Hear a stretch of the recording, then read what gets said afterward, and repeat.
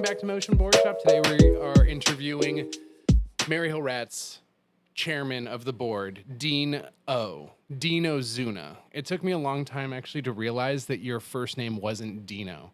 Like it took me 4 years and I was like, oh, it's his last name. Like when I figured out Tad's real name, I was blown away as well. I was like, oh no, we've been calling you your initials. Like there are things you learn. Yeah, it took me years to figure that one out with Tad. Okay. I was like, holy crap.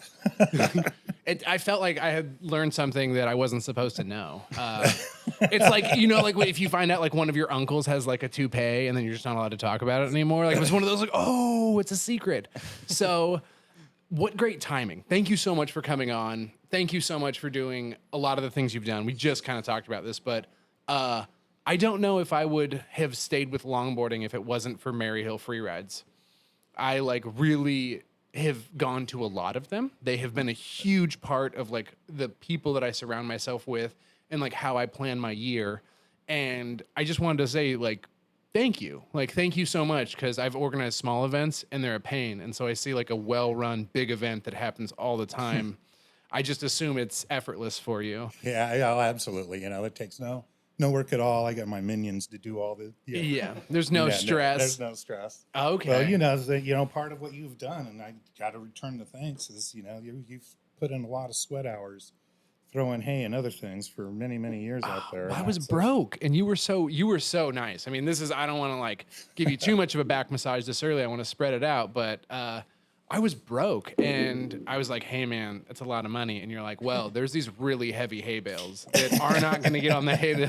And I was like at the point in my life where I was like, I can do this. Like, that's like the best job of all time. Like you're telling me I can show up early and hang out some more and then throw a bunch of hay bales. And then I get to stay late and throw a bunch of like, okay, you talked me into it. It was pretty easy. So thank you. Thank you so much. So tell us what's going on. Well, we've got the only one of the year coming up. Labor Day weekends be a 3-dayer.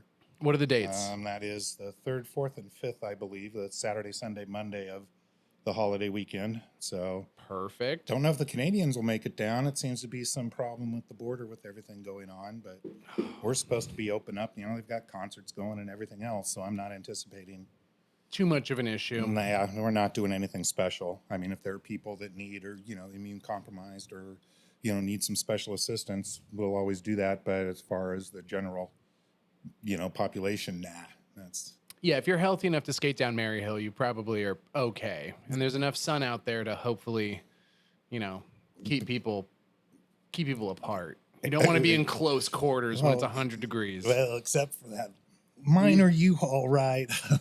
Yeah, I was about to ask. I mean, a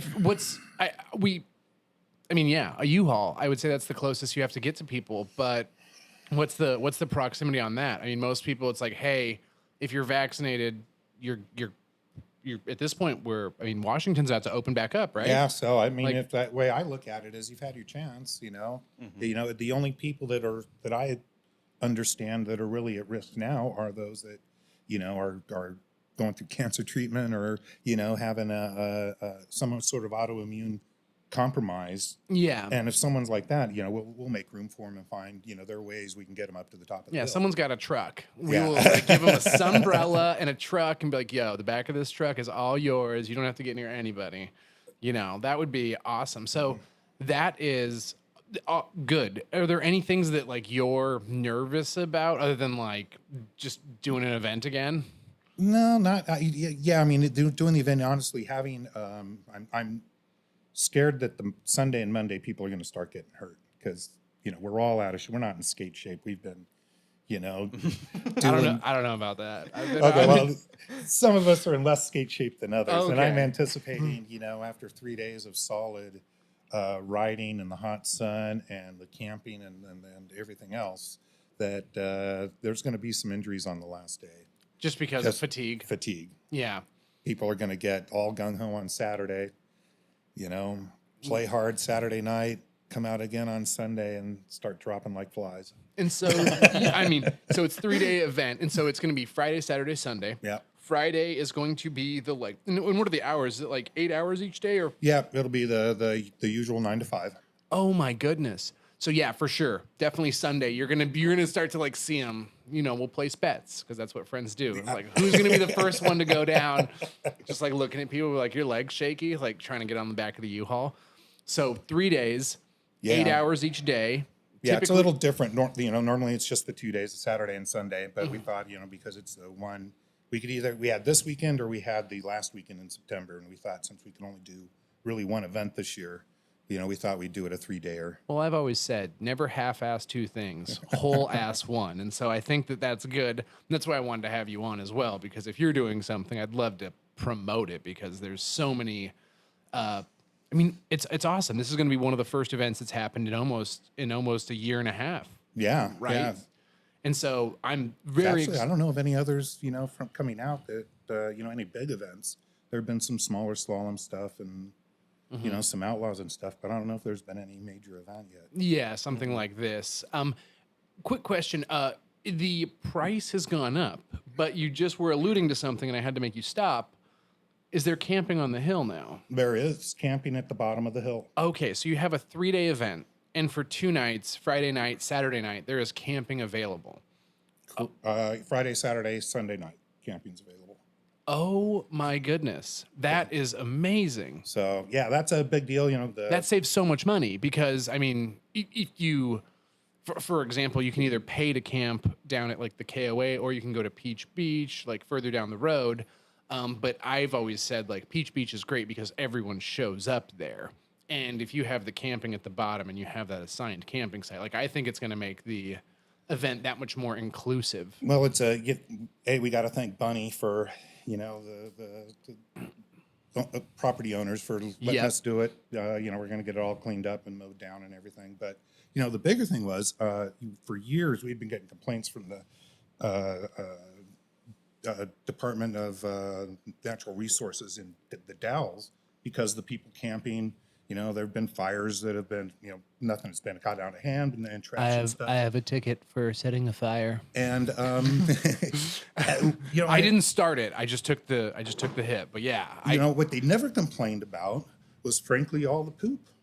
And I just heard they closed it all off now. They're trying to keep people from camping in there, and they say that's becoming toxic because when you have 100 people for a weekend and no porta potties, so that's where we're really trying to okay, we're going to try to stop that and give an alternative. What an interesting problem to have when you're like holding an event. You're like, oh man, I'm gonna hold this event. I'm gonna get all my people together. Like it's gonna be super good. And then like down the road, it's like I didn't realize poop would be such a big part of my event planning.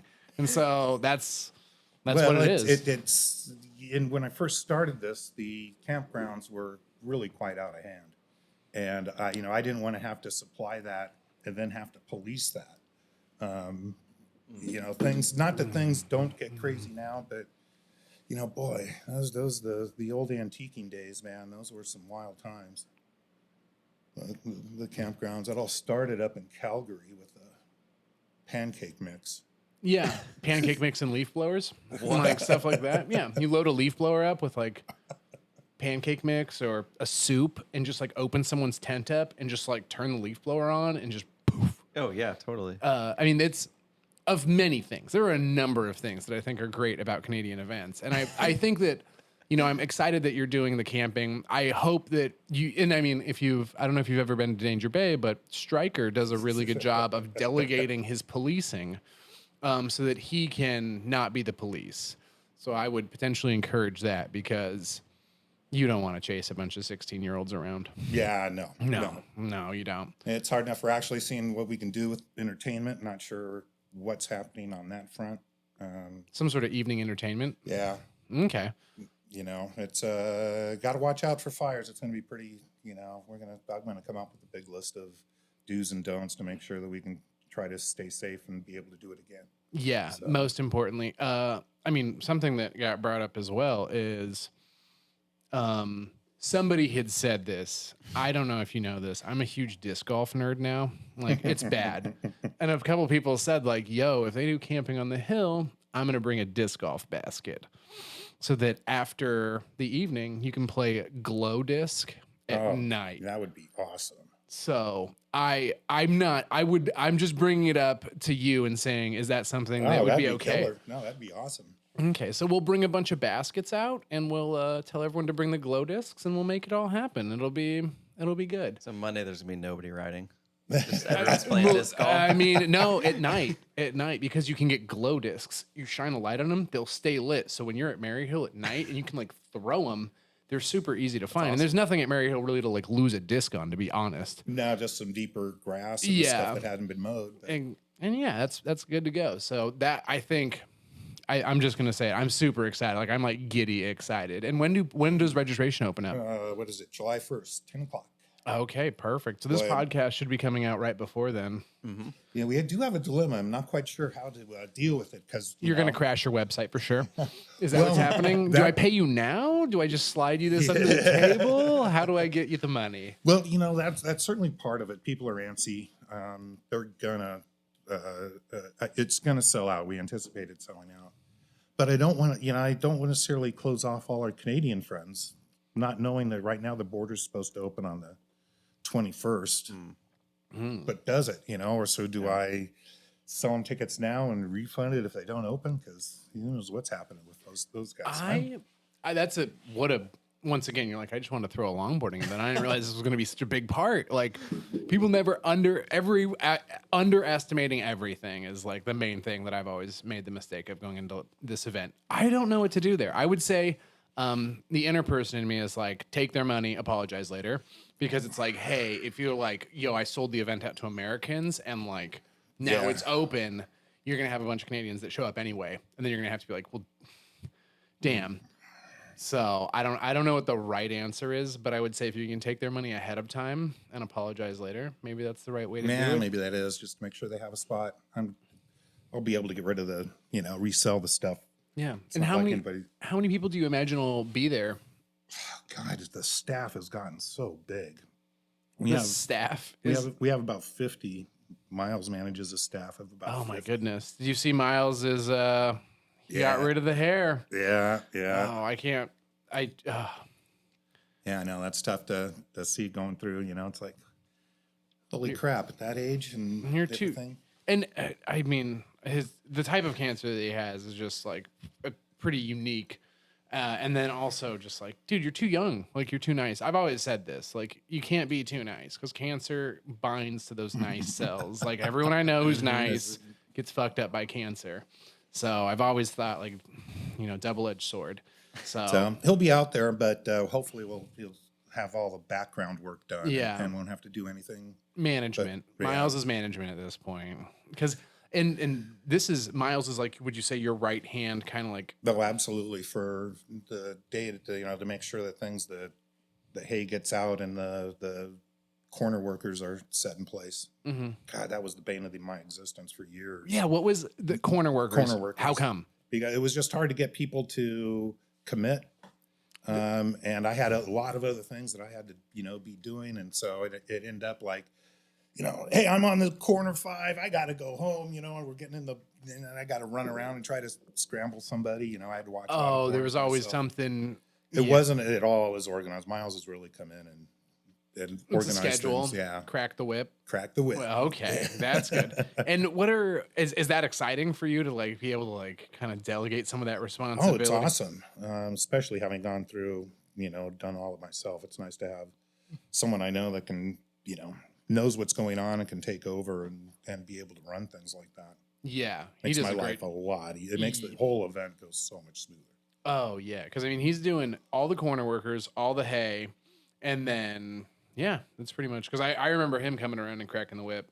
Like, hey, volunteer, you're going to be up in like 15 minutes. We're like, oh, let me get a run in. And he's just like, that run better be straight to the hay bale that you're sitting on, like corner worker. Because I definitely know it's a problem. Hey, I need you to show up at the skate event and watch a corner for 2 hours in the middle of the day, and then like finding that person to make it happen is.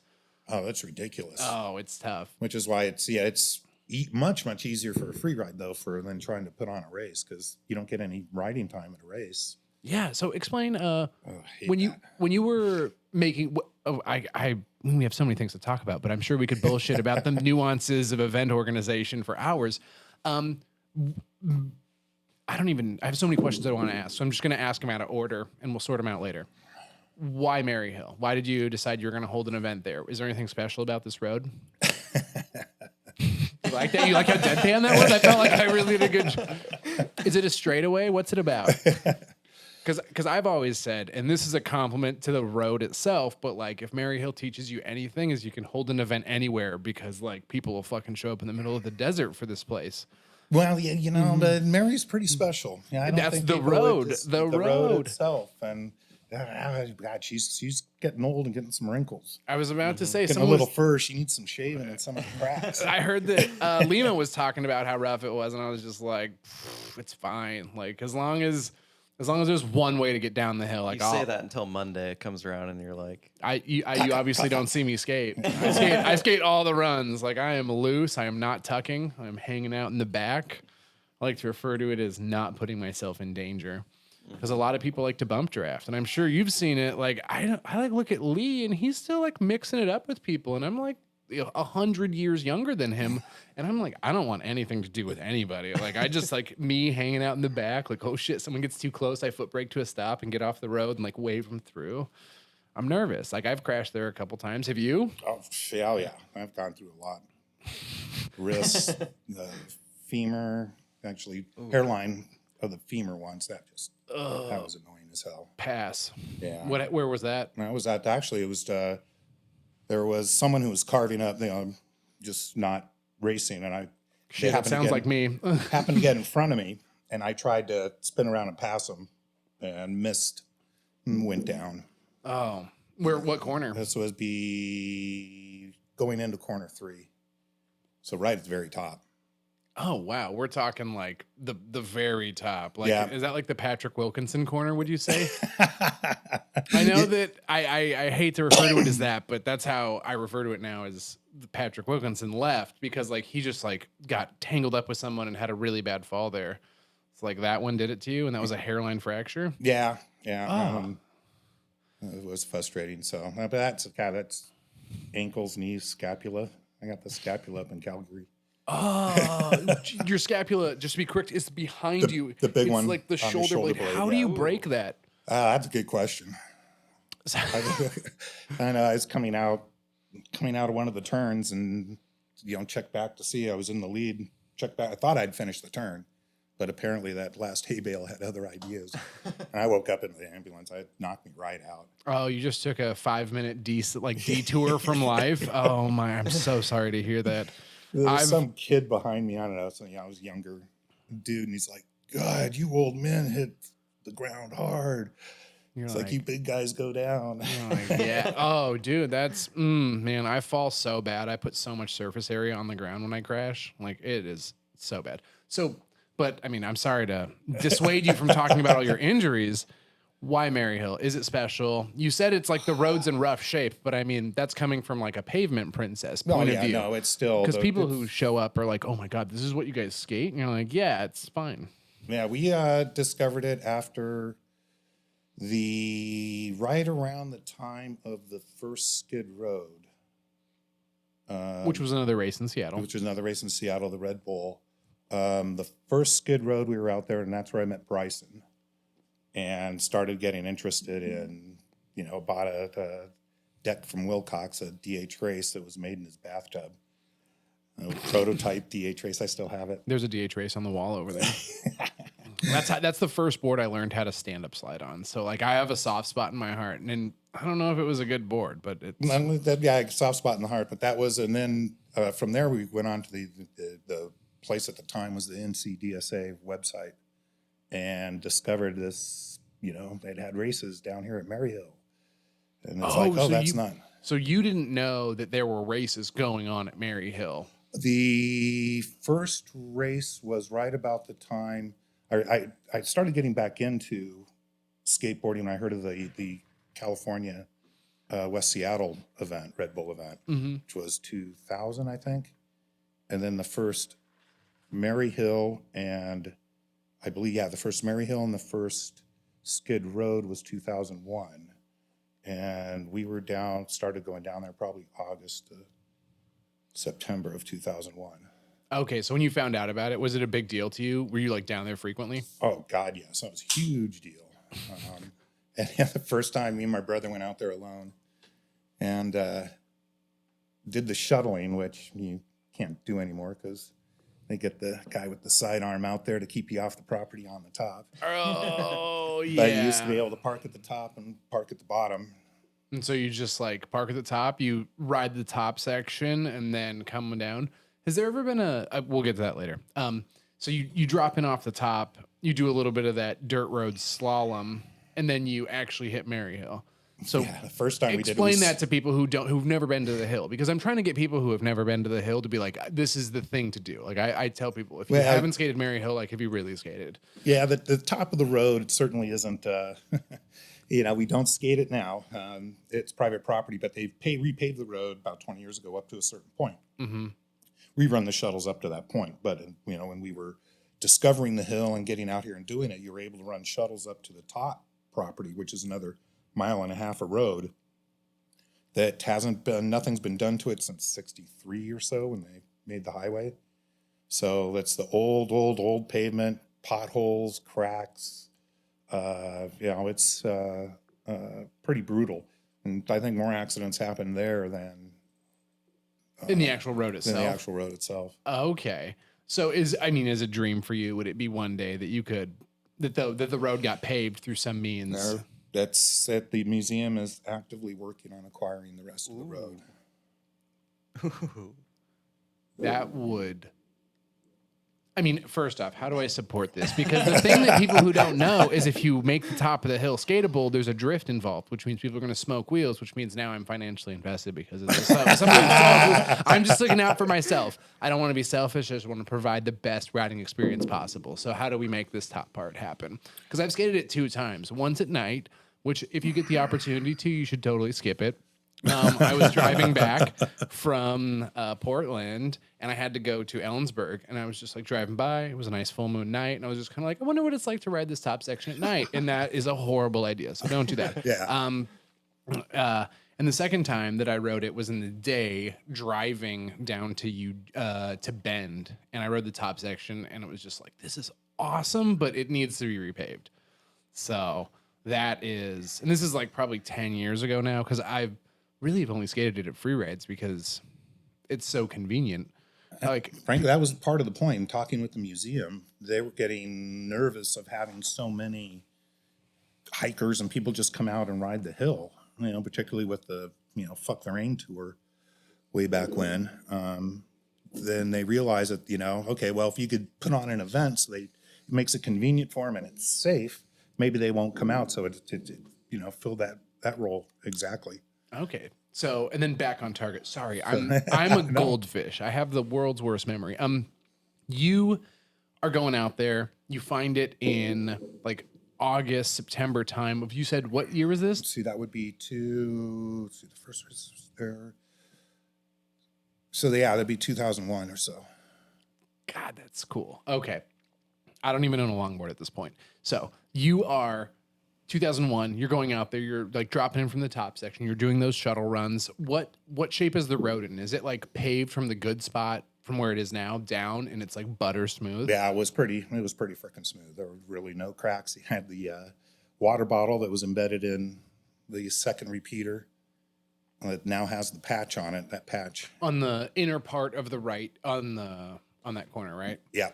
Yeah. And then that patch extends on another 30 feet right as you're exiting, and it gives you the little wobbles sometimes. That used to be they'd had a hay truck or utility It doesn't truck. give you the wobbles sometimes. It gives you the wobbles every time. Every time I see that patch, I'm like, okay, and you know what it is. If the more inside you stay, the less the patch plays an issue, but it always plays a little bit of an issue. And I think it's character. Like when you tell me like, oh, there's more cracks on the road, I'm like, character. Like, oh, it was easy before. Like, no, character. Like, you're gonna have to work for this now. Like, it's still gonna be as fast, but hey, you're gonna drift a little bit in the corners, and there's some grass on the inside of the apexes. So, well, that second patch was like I said, a utility truck had sunk in the road a little bit, and it was this kind of U shape. You could actually, if you hit it right, you could actually pump. Oh, come out of the turn and get a little pump before the little extra. Okay, and so like so like you're skating it. The road's in perfect like black top shape. What are you skating as far as like a setup at this time? Because people always enjoy the like, oh my goodness. Randall's, the DH race, And Are you on the Randall DHs at this point? yeah, Okay, which had the 35-degree base plate Yeah. and the 160 hanger. So far ahead of its time. yeah. That was the one that Jim Z used as a prototype for his trucks. Started working with the sphericals in that one. Because remember, the Jim Z hangers were Randall compatible. Yep. Yep. Oh my goodness. Okay. So you are. So and the root beer flywheels, which is the original. You know what's a bummer is if you still had a set of those in package, it'd probably be worth a lot of money. I got some 101s and some 74s. Oh my. They're used, but they still got them. Someone's probably excited right now. The other big one at that time was the old Kryptonic, the white Kryptonics. Have you ever had a wheel blow up on you? Not like Limo has. Not blow up in the sense of, you see the bearings or the core melt and that sort of thing. I did have a cherry bomb. It's like 2 runs at Mary. The second run is, however they cured it, it's like you work through the urethane to, I'm exaggerating, but like 1/8 of an inch. And then all of a sudden it just went right down to the core. And this wasn't sliding. This was just simply hanging turns in the heat. So it was like the first run was fine. The second run, I get done, and it's like, holy crap, look at this stuff. It's just like hot shit is flying everywhere. Oh, man. Okay. Ugh, sorry. I always tell people, like, man, I really feel like longboarding has come a long way in my short time in this, as far as, like, the built-in bearing. The built-in bearing has made sliding so much more effective, and it has allowed wheel performance to increase. And I think that was a great catalyst. But, like, when I hear about, like, Lee advocating for bombing on indies, I'm always just like you're such a badass. And like as far as bushings go, when you were riding at that time, there were no bushings. I was riding. This is what people don't. Hardcore, which is a skateboard, a park bushing, street bushing. We have them. They're right here in the case. Boop. Bones Hardcores. There. I have them in my skateboard trucks. They're phenomenal, but that terrifies me. So, any special bearings that you have at the time? No, just clean. That one we learned real quick. No dirt. And spacers. Did you know about spacers? Oh yeah. Okay. I've used spacers since I first started skateboarding. I didn't know shit about spacers because the original Reds that I was buying, because I was like, oh, I didn't know anything. Reds were the best bearings ever. They didn't come with spacers, so obviously you didn't need them because Reds didn't come with them. So it took me a long time. Well, it seemed like there was a long time there in skateboarding where, because when we were skating way back, it was spacers were just part of it, and you always use spacers. And then it seemed like street and park skating came out and people stopped using spacers. And it wasn't until the longboarders and slalomboarders seemed to come back that they started to make you see it was more popular now. The big soft urethane wheels side loading, I think, is what did it for people. They're like, oh, that, like a hard skateboard wheel, kind of like you don't need, it's not going to provide as much like traction to pull against. But yeah, we're so fortunate. It's so good now. I don't know if like the last time you rode, every time I ride my skateboard downhill, I was like, oh, it's so much better than when I first started. Like, do you still have that epiphany, or is it lost on you now? Well, I remember having to carry around a pocket full of BBs so that when your bearings fell out, you could replace the bearings before they had sealed bearings. Sealed bearings, people talk about the urethane wheel. Sealed bearings were the freaking godsend. Like not having to build a bearing and put it in your skateboard. Mid-run. Right. Yeah, I've heard about this before. The cup and cone, and you had to tighten it up just enough so that they stayed in there, but too tight, you wouldn't roll. And then they would come free. So you always had to carry a pocket full of them because they'd always come free, and you'd have to plug in a couple more. Crazy. Oh, we're so the sealed bearing. I mean, even that was your lifetime revolution of like the sealed bearing is going to make this it was huge, so accessible. So God, we're so easy to distract, right? This is so nice. I love it. So we're going. Do you want another beer? It may not be all the Sierra Nevada. Please, please. We have sidetrack. Yeah, and would you mind if we, by chance, refilling it up? Ooh, yeah. And then I think we have one more of these. We do have. Oh, I'm gonna take that sour. By the way, thank you so much, Kyle. And thank you so much, Sierra Nevada. Thank you. Yeah. I don't know if you remember Cole Kurtz. Oh yeah. Cole Kurtz is now working at Sierra Nevada, and as somebody who is always a fan of supporting a homie's company, Yeah. it was pretty easy to be like, I'm going to Okay, we now a true pro is going to open this beer flawlessly. Well, we'll see. The first time through didn't work out that well. No, it worked out fine. We can edit it out. There we go. There we First go. time. How did the Era truck work for popping the beer? Did it feel? It feels good. You can really tell it's quality machining right there. Yeah, quality machine work for pump a hell of a bottle opener. And it feels great. It's great in the hand. So Maryhill is. Let me just ask you some raw stats and see if you know them. How many corners are on Maryhill in the fashion of you skating it? I believe it's 17. 17 corners. Do you have a name for every one of them from the top down? Yeah, Some of them are just waiting for somebody to crash in them for it to be a corner. Backbreaker was Danny Connor in the first Maryhill race. Oh, okay.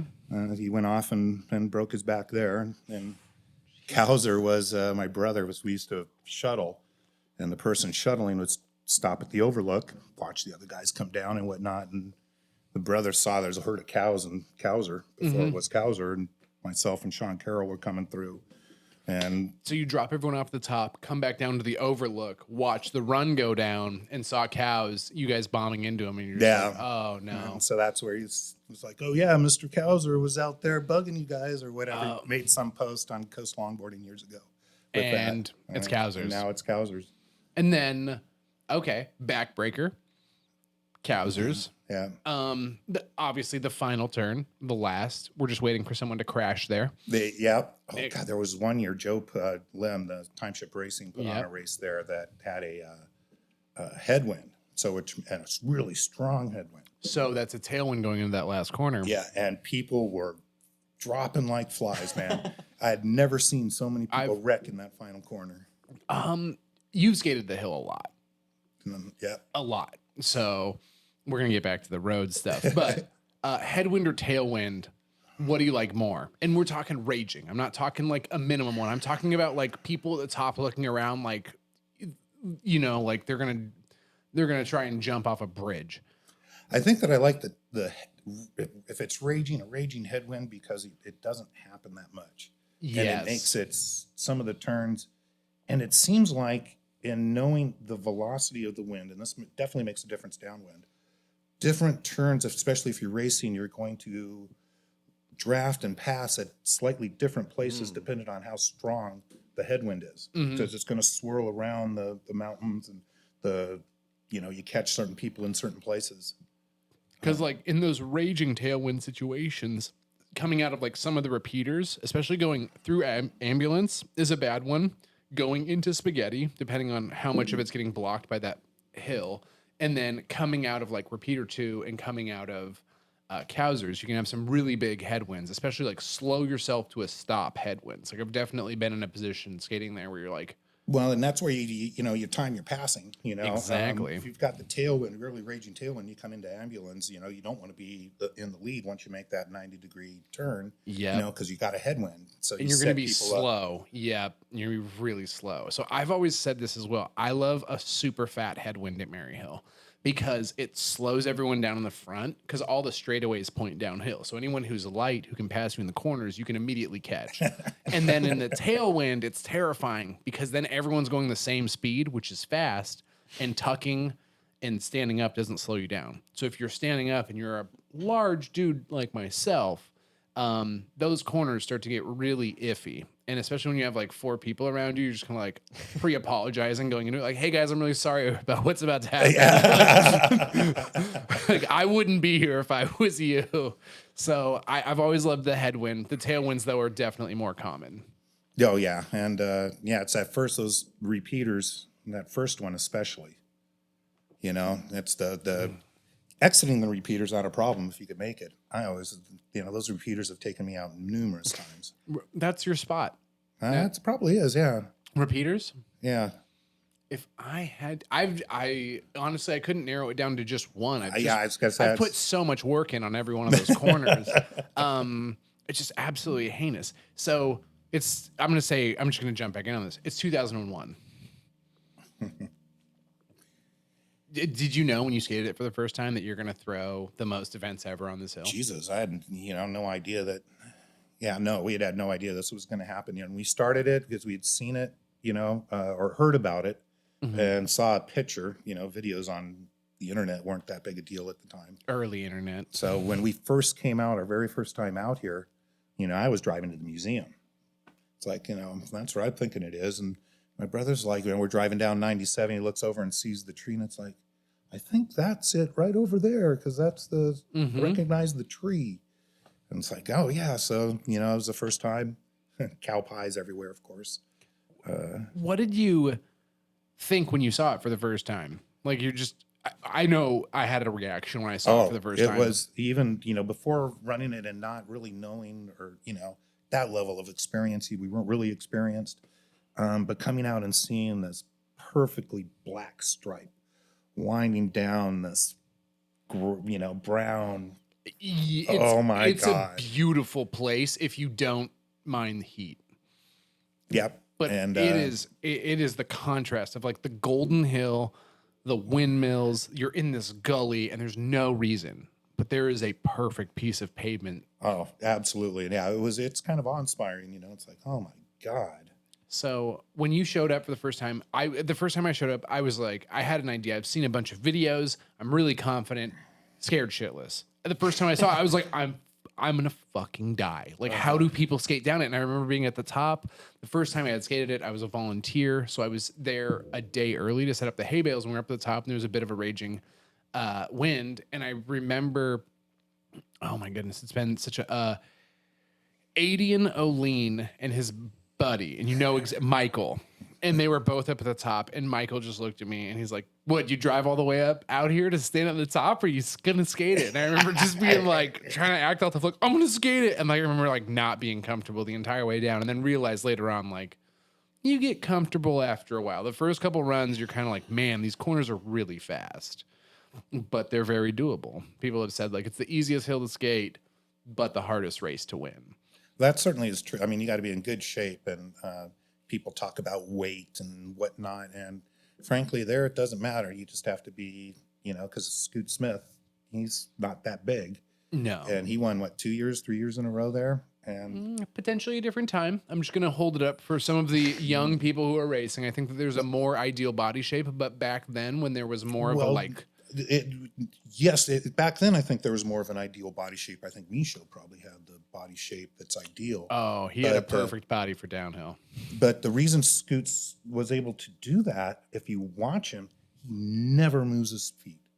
His body from the waist down never moves. It leans, but his knee never comes out behind. His feet never twist. He never has to adjust his feet for one of the turns. His feet never move. It's amazing to watch. What board was he riding? God, I don't know. Probably it was the Evo. We all know it was the Evo. It may have been the Evo. It's the reason he's perfect. I don't know if the Evo could be as competitive nowadays compared to some of the boards. I would love it if I could start a GoFundMe for Max Whipperman to come out and like train every day and win on an Evo. I would, because it would just increase my love for the sport. But I think nowadays, have you seen what people are racing on now? Just these like super small pinner boards with like 100 millimeter hangers and the biggest wheels ever. And they're like, dude, my feet don't even fit on this. And people are raging.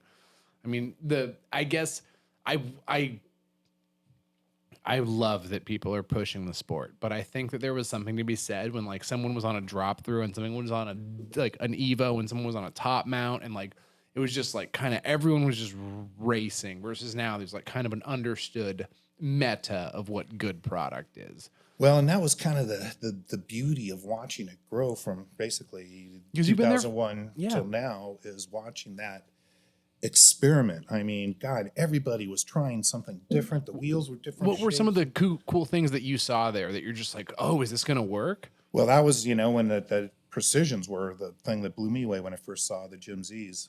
He had a prototype he had machined in the sphericals, and he was showing how, it's going to keep the slop, and it was, everybody was like, this is the Red Bull, and everybody was like, oh man. And, that was the biggest thing, to see that from his little prototype to, blowing up throughout the industry. I think sliding kind of took away some of the, some of the free riding took away some of the need for a spherical. You need a little more, I think, absorption in there rather than. It's not as useful. In the spherical bearing is a phenomenally mechanic. It's a mechanic reaction. So you get a very even level of grip. And for sliding, especially like stand-up freeriding, slop, that lack of grip is a lot more useful. So I mean, there's definitely a reason why I think a lot of racers now are on these like multi-supported trucks.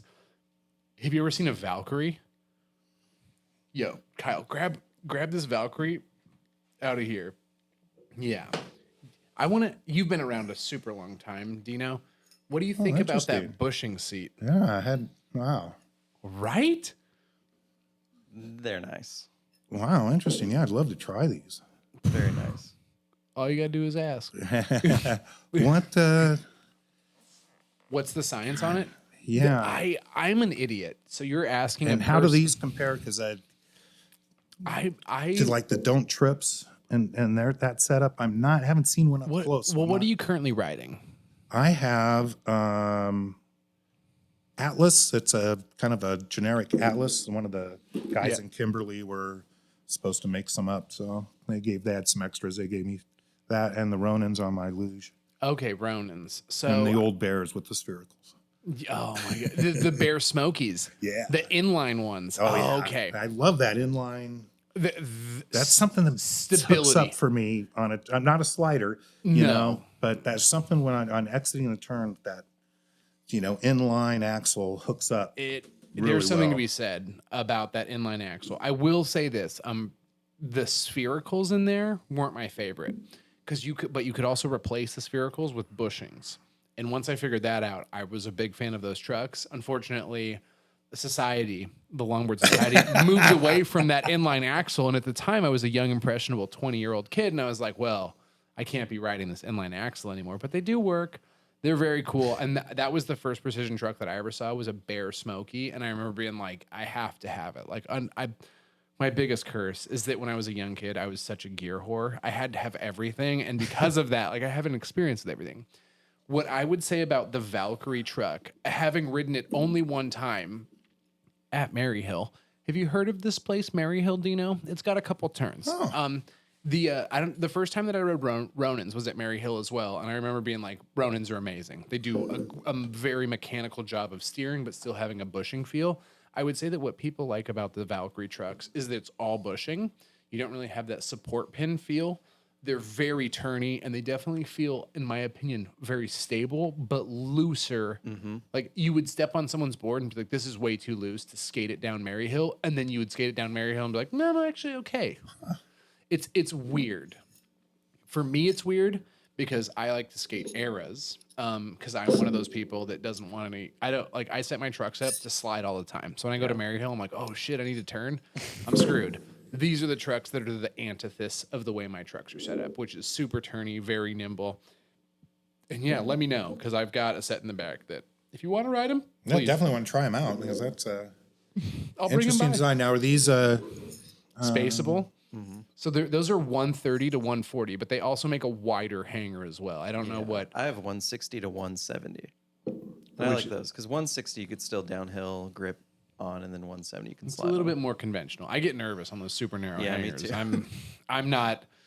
I want to be open-minded and I want to be super liberal and I want everyone to ride what they want to do. But some of me is like, ooh, that's a really scary hanger. Like that's not how I was raised. So, but yeah, that's what people are riding now versus what I'm riding is this massive. Well, I can see this. Maryhill would take a special setup over the, traditional or what The everyday setup doesn't work as well as the the everyday downhill specialized. setup as yeah. because the courses these days have gotten. Maryhill used to be the thing, man. If you could make it down Maryhill, you were the shit. And, That's why I went. I was like, I just want to be the shit. Oh, I got to go to Maryhill. So and then now it's gotten to where you have to, you got to be able to go from 60 to 20, in a matter of 100 yards to make the turn. The racing has gotten extreme, but I think I think there will always be a spot for Maryhill because a drag race is all like, you can win a lot of races, but like winning Maryhill's hard because everybody can do it. Like you don't have to know how to drift. So there's always going to be a place for it. And I think that it's just so special. Like It really has grown into, growing into something that's magical around the world. God, we had some guys from, we were setting up for a free ride years ago, and there was a group. There's always From someone Korea. someone from somewhere that you're just like, what the hell? yeah. You're like, yeah, I'm from Tanzania. I've heard about this run. I really wanted to skate it. I just came out here to skate it. Oh, there's a free ride as well. And you're like, buddy, your whole day is about to be made. Get on the U-Haul. We're not going to tell Dino. Like, we're throwing hay, and someone from Tanzania shows up, and they're like, I just want to skate it. I saw it on the internet. I'm in Washington. I think I have to do this. And we're like, get in the U-Haul. Like, yes, you do. And it's that, like, it changes. It, like I said, it changed my life. I don't know if I would have stayed with skateboarding if it wasn't for a pilgrimage, like a triannual pilgrimage to Maryhill. And it's so fun. Why did you start the Maryhill Freeride? And did you call it the Maryhill Freeride when it was started? No. What did you call it? The very first one was the World War One, and that was kind of an invite thing between Canada and the U.S. And Why'd you do an invite thing? because I wasn't sure. Yeah, kind of wanted to. I knew I was going to start doing them, and I just wanted to see. Okay, let me kind of It was break a my test run. kind of a test run. Okay. What did you learn? I learned that you can't have races without some sort of rules. We had all sorts of different. You just let activities. them run wild, and there was a Well, problem. we had So it was the Canada versus the U.S. and we would have like 6-man heats. Bryson would pick the 3 Americans in the heat, and I would pick the 3 Canadians in the heat. Interesting. And then they would do different things like capture the flag. So one team member would duct tape a bandana to their ass, and they would be at a standstill 2 lines ahead of his 2 teammates who are blockers and the 3 other opposing team that's trying to get the flag. Why don't we do this anymore, Dino? We're hoping that something like this is going to come back. Bryson's been bugging me a lot about this. I'm bugging you now. You shouldn't have said anything. I've got your number. You're gonna have to get a new number. So what happened with this? Oh God, people. We had other races like that, and I remember there was one that was actually all 3 of your team members had to cross before the other 3. A team racing event. Team racing kind of stuff. We've talked about this a little bit about like how. Okay, so you did a capture the flag event. Nowadays, that could be super cool if you put the person in front with a GoPro facing backwards. Oh yeah. Yeah. We didn't have that. Right. GoPros were. Oh geez. Tad had the best cam shot because he'd carry his video camera in his backpack and had the wired analog camera, lipstick camera on his helmet. Oh my goodness. That was the jam. That was the thing, man. That is okay. So how did the capture the flag event go? That went pretty well. It was smooth. We didn't have very many people. And kind of wanted to see how many people it would take and so on. So got at that time cleaning up the hay bales. All you had to do was pull them on the road and turn them sideways. The people we rented it from would have this machine that would drag down. It would pick them up and put them, literally load them into there. So you did not have to do shit. We were out of there in an hour, literally in an hour. It's like, good old days. But then I think the next one we called it a free ride. Okay. And that is that was the next fall.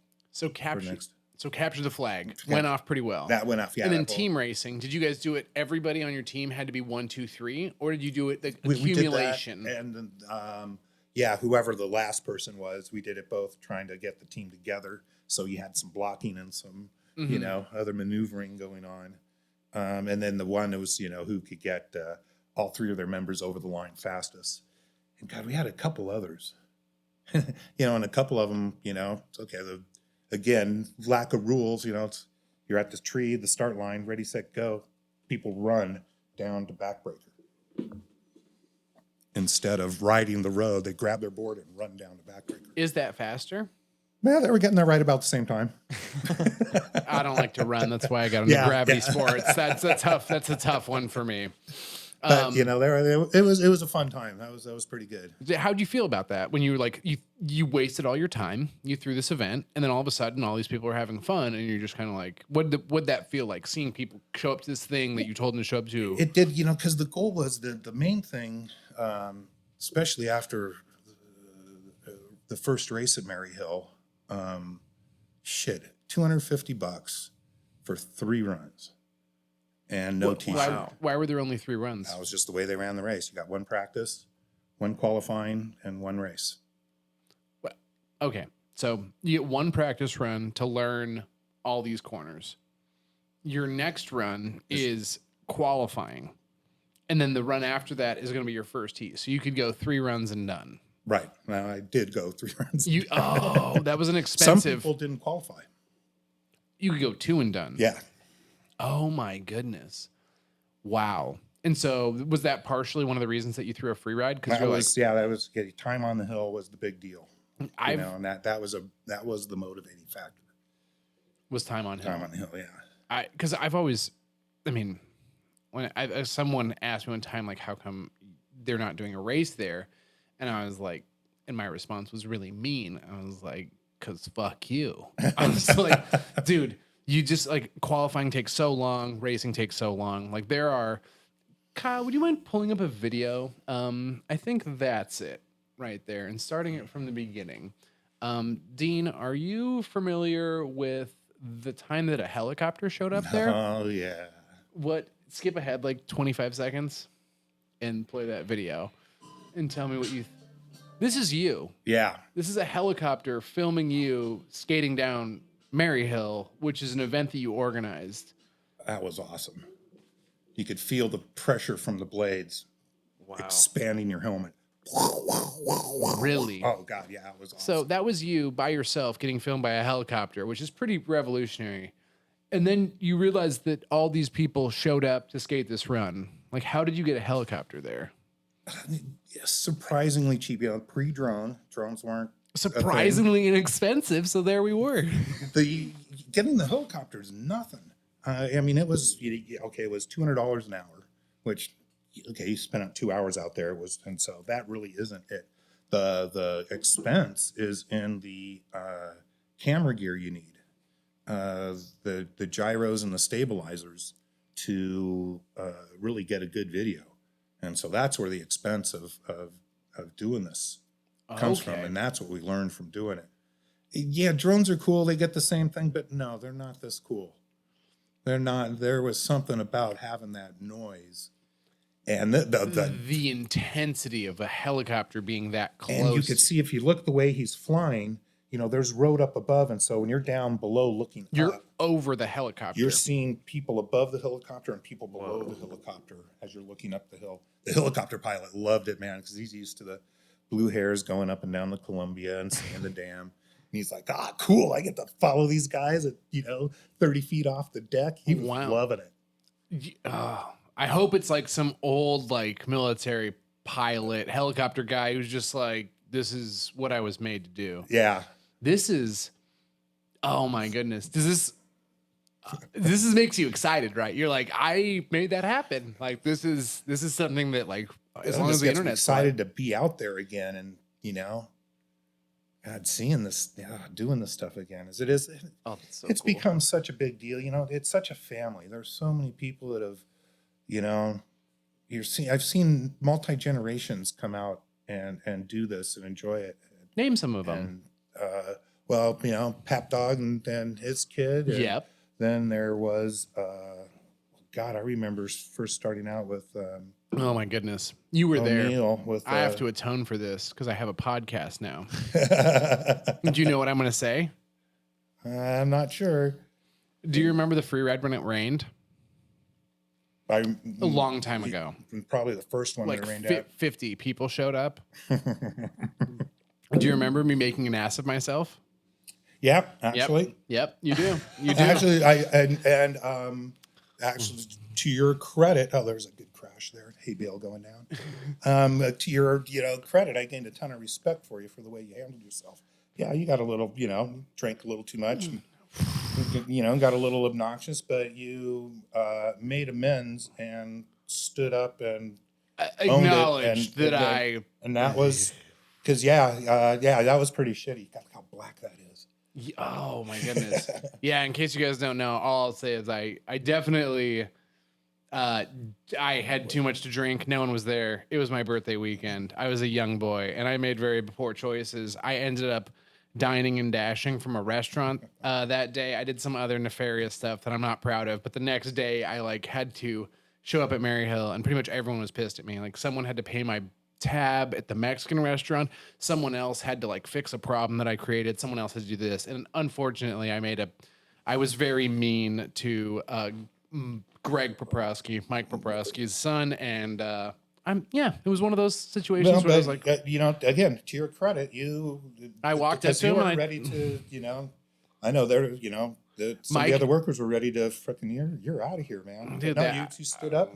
I took care of it. I deserved a solid ass beating, but I went over and I told him like, hey man, like And he even came up and said later, it's like, yeah, you came up and owned up to it. And that was, you know, I respect that. So, yeah, no, and that's where, Well, you know, but I mean, you're good folks, man. Interesting situation. That's your community of people. You don't want to be an asshole in your community of people. And when you are an asshole, you kind of have to stand up for it. And it's like the dude, I mean, I was a jerk, but worked it out with Mike and Greg. We ended up having a great relationship later. Awkward way to meet someone. Great catalyst because everything after that was roses. You know, it could never be that bad again. The person who paid my bill at the restaurant ended up making $20. They were like, I left a tip, and I was like, how much was it? Like, it was 40. I was like, here's 60. I'm an asshole. Tell the story to all your friends. Yeah, but that community of people, like I felt like this is my people. If I'm the asshole, I need to atone and make it right because it was one of the things that was the most special part of my. Like, that's what I looked forward to, like, 3 times a year. I was like, oh, I got to make sure that no matter what's happening, I'm here. And that's the, you know, the certainly it started out just being a skateboard event. And it has turned out to being so much more. And it's kind of scary, you know, knowing not necessarily, I didn't intend to create it. And I don't think like I created everything. But the community that is built up around this is, you know, something that I don't take lightly. You know, it's like gotta maintain, you know, this last year and a half, people have been going crazy, including myself. Do you feel obligated now? Is there, like, pressure for, like, just executional pressure? Like, you have to do it because so many people expect you to do it? A little bit, but not really. Yeah, I mean, only because I still love doing it. Mm-hmm. You know, it still brings great joy to my heart. Let me ask you a question. Hang out with everybody. This is a weird thing for me. I spend more time with my friends now that I own Motion Boardshop because they had to come see me to get their stuff. I feel like 3 times a year you throw a party and all your friends show up. So like you get these like amazing interactions where all your friends are enjoying it. You know, you're like, do you feel like some of the people that you've met at Maryhill and like that's just who you're hanging out with? Oh God, I look at, you know, yeah, no, some of the people that I've met through here, you know, they're going to be lifelong friends. There's, you know, very few friends that you have that, you know, 20 years from now, you can go and it'll be like you never missed a beat. And there's a handful of people that I've met through the free rides that are like that, you know? Yeah. And it's amazing. You get to share so many fun opportunities. And I think there's kind of, I don't want to compare it to like other, like stressful situations breed friendship. And one of the things that I've noticed is like when you skate down a hill with someone, as long as they don't take you out, like, and you get to the bottom, you're gonna be like, oh my God, we almost died. And you're gonna high five and hug. And like, you guys are now best friends. You won't know that person's name, but you'll be like, that dude in the green leathers, like me and him are tight now. Like we almost died, but didn't. So. Even if they take you out sometimes. Yeah. If they take you out and you both crashed, then you're now best friends with the guy that. And that's because one of the best memories I have was racing Danger Bay. It was Danger Bay 2. And Jody Wilcox was in the heat with me. And you come around turn 1, you know, turn 2, and you have a slide uphill before you dive down into carnage. And being a bigger boy, I carry my momentum up that hill real well. So Jody was regular. And, you know, I see him look over, you know, his shoulder, and I tap him on the thighs. I'm coming upon him. It's like, hey, Huckleberry. Yeah. And so we have this conversation, kind of yelling at each other. Put your foot down. No, you fucker, you put your foot down. I put my foot down. So we're just yelling at each other, going into carnage. And, of course, he was able to rail the turn, and I ate hay. But I would still remember that because it's that connection that you have with someone at 40 miles an hour, 50 miles an hour, whatever you're doing. You look over, and it's like you're having a cup of tea. It's interesting. I've always said this, and this is kind of weird. I got it from someone else, so it's not my saying. There's definitely certain things that, like, if there's a barrier to entry, it makes the people that are in that society of like a little bit more friendly. You're like, oh, I know that you had to earn this because like this. Like some people would say like having a college degree is like, oh, I know that you're a good standing person because you have a college degree. When you're at 40 miles an hour and you look over and someone's railing a turn with you, you're like, man, you have to deal with some shit to be able to skate this way. So like, I know that you're at least good enough people to hit the ground, stand back up and be like, you know what? It wasn't so bad. So, you can trust those people. And I think that's part of the, mix of the connection that we have with the skating is that we have that connection of that thing that so very few people have. It really is kind of the foundation of our community. We have that shared adrenaline junkiness or whatever you want to call it, but that shared experience of going that fast. Does adrenaline junkie feel like the right word? No. I've always thought about it because I don't feel like I'm nervous. Like skating down, I mean, the first couple of times, yeah, but like nowadays, if I'm skating down, like I'm just saying like two things to myself. It's typically just like breathe. Like I just remind myself, like, hey, breathe. Just breathe through the corners. Like don't hold your breath. Just in, out, in, out. And that's pretty much where it's at. But it's like you look around, you're like, there's not very many people that can have a conversation at this speed down this hill. And that's kind of special. I think Eric Hong he and a buddy went down, played chess on the way down. Yes. Yeah, they had a magnetic chessboard and they were like passing it back and forth. I don't know. I love it. Who am I to harsh on someone's way to get down that hill? I thought one of the dumbest things of all time were drift trikes. It took me a long time.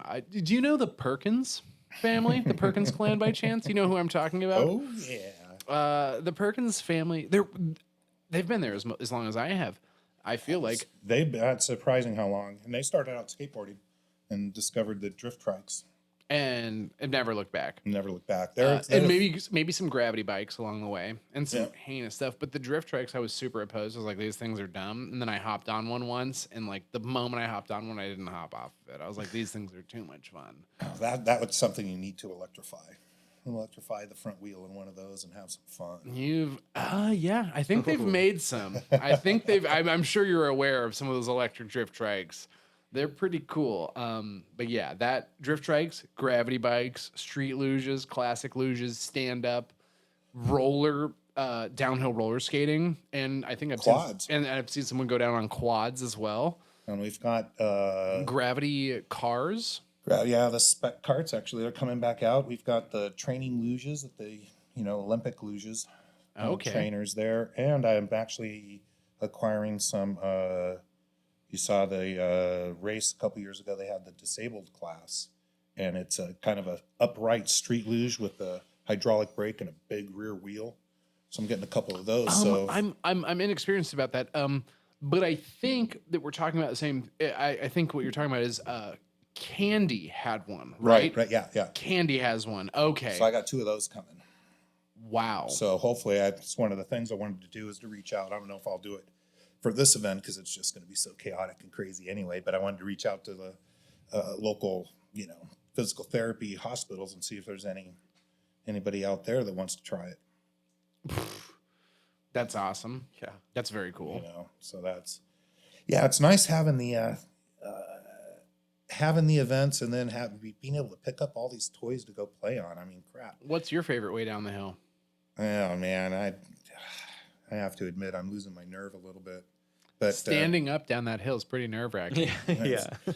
That's the last accident still. I'm having the psychological effects of getting over it. What was the last accident? And that was the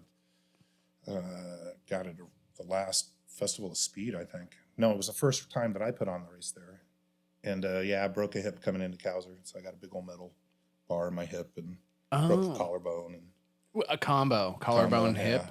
Oh, pass, dude. Collarbones suck. I don't know about hips, but I can tell you from personal experience, collarbones are no fun. Yeah, I've done 6 of them so far. 4 of them. 4 collarbone breaks? Yeah. Okay, never mind. You're both on each side. That it's kind of funny. They're overlapping. So I had a mountain bike accident a few years ago. One shoulder was about an inch shorter, and then this one break at Maryhill fixed it. I broke the other one and Narrowed now it back up, evened it up. Okay, that's all. Life is all about balance. So I hate to hear that that's how you did it, but I'm glad to hear that everything's even again. So you're still a little like about the and so now I'm not as, I can get it into the pack, but I'm not really too thrilled about being there. And it's really shaking the confidence is more than anything else. It's not like it's shit. I've ridden that hill 1,000 times, but it still gets getting into the crowd and just nerve wracking. You're telling me it makes you nervous to skate around a bunch of people down a pretty fast, dangerous hill? That's weird. I can't relate to this at all. Yeah, that's why I skate in the back by myself all the time. Like I definitely used to do something that I'm very apologetic about. Once again, this is just me atoning. This is why I started this podcast. It's pretty much just me apologizing. I used to do this thing, and I'm so sorry if you got out of skateboarding because of this. I called it Grom Bombing. I would wait till the end, and I would have like the freshest wheels on, and I would wait for like the people who've never skated the hill before, and then like I'd watch them drop, and I'd like look at people and be like, "Are you ready to Grom Bomb?" And you just like smash through a group of people who've never skated the hill before, and just like it ruins their day, but it makes yours. Like, once again, it's a zero-sum game. You're kind of like, there's an equalization to the universe. Have you ever done this, Dino? Yeah, I have to admit I've done it. It feels good, doesn't it? It is awfully fun. It's really good. If only we could pay to bring people out there. Like, you've never skated before? Okay, here, try this board out. Like, no, I'll catch up. Like, so much. I'm unfortunately scared now because now that I've said this, people are going to wait for me to drop in. You're going to look behind, there's leathers and magnums. I've definitely made a couple of jokes. Like the scariest thing to see behind you at Maryhill are leathers and magnums. Like, oh no, it's a race wheel. So how many people are allowed to show up at the free ride that you're hosting? I'm going to limit the paid to about 250. Limit the paid to 250. Yeah, so about 300 people. About 300 people. Okay. I don't know. Maybe a little more. It used to be, God, I'd get up on top and get people rousted and try to get. The idea was to get as many runs as possible. But people don't seem to care about that as much anymore. No, they don't. They do not give a shit about the longboarding. They're there to see their friends. So maybe I can let a few more people in. One of the limitations was getting the trucks loaded and getting them up. But if we've got 4 trucks. Well, and this is something, as somebody who's traveled, gone to a number of events, you're holding a 3-day event, the pressure is off. Like, if you throw, like, a 1-day event with a qualifying the next day, you're like, oh, I'm going to get 3 runs my second day, but I have to get all my runs my first day for my $240. Like, that's a lot of money. But if you were to break it down, on average, how many runs do you say you get at Maryhill per day? 18. We've done 22, 23. But you're averaging about 2 an hour. Yeah, about 2 an hour. 2 an hour. 2 to 3 an hour. So okay, 16 to 18. 16 to 18, and then we're gonna. Now you have a 3-day event, so 3 times 16. I'm so terrible at math, but what is that? Like 40? I don't know. And usually we had on the Sunday, we usually got more runs in because the first hour and a half, there's nobody. It's one truck, and we're just get on, get up, get down. Yeah, yep. Get in a few runs. So 48 runs, roughly. Let's just say 45. 15 a day. So 45 total runs for $240. Is that what the entry fee is? Yeah. Okay. $80 a day. $80 a day, which means that you're spending roughly let's just say 16 runs a day, $5 per run. But you get to camp there for free. And you get lunch and you get lunch. Okay. Other stuff. So that's it's a great value, especially with the camping aspect. The camping aspect makes a big deal, and you compare that to. In case you're listening, if you were thinking about staying in the Dalles at a hotel, we're going to be camping this year. Please go camping. I want to see you all. I love you, and I mean it. Camping's the way to do it. Thank you so much for doing that, because that's been my main thing. That's what really drew me to Maryhill. The skating is amazing, the road's amazing, but like that after longboarding, you could probably God, I miss that. When I go to my events, I got to have power. I got to recharge the batteries, and I'm still doing some things at the hotel, and I miss going out and just raging with everybody. That just is. You say raging, but like I'm bringing this camping chair. I've got another one in the back in case this boy takes a shit on me. But I just want to sit down and like just like have people cycle through and like have like maybe I don't even need a fire. I'll take a flashlight and tape it to a water Well, if bottle. you really want to get fancy, you can have a fire as long as you can turn it off. Fire pits, the cheap fire pits, are like $1.25, right around $100. Okay, super good. I'm gonna once again. You can roast marshmallows and everything else on them. They work pretty well. What you do is you take your headlamp that you use and you flip it inside out so that your headband holds the light to the gallon of water that you carry around. And then you have like a mobile iridescent pod. Nice. And you need your headlamp anyway because you're going to have to make a midnight bratwurst. A little bit of cream cheese. You know how it goes. I'm just throwing it out there because one of the things, there's like 3 things that I learned about camping is 1, hammocks are amazing. I don't know how hammocks are going to work at the current Maryhill. So what I would suggest everybody do is bring cars that have roof racks and roof rack between your hammocks or your oh shit handles. As somebody who's done a lot of hammocking, if you park your cars parallel, you can oh shit handle your hammock between them. And you're good to go because they can support your weight. Yeah, that's a really big deal. This isn't normal camping. You need to have a campsite and your camp gear secure because we have major winds. Don't want your shit blowing into the Columbia. No. The real gangster move. Big ups to my girlfriend. She's a truck with a canopy and a bed in the back of it. I love it. Not that I'll be sleeping much because I'm just so excited to see all my friends. God, it's going to be such a riot. I'm so excited. You might just have to podcast on the hill. The thing that you don't know is this entire podcast setup that we have is actually mobile. We've been thinking about doing a live stream and just hooking Kyle up with like 4 batteries, and then he can walk around, have the camera, and we can just live stream from the hill.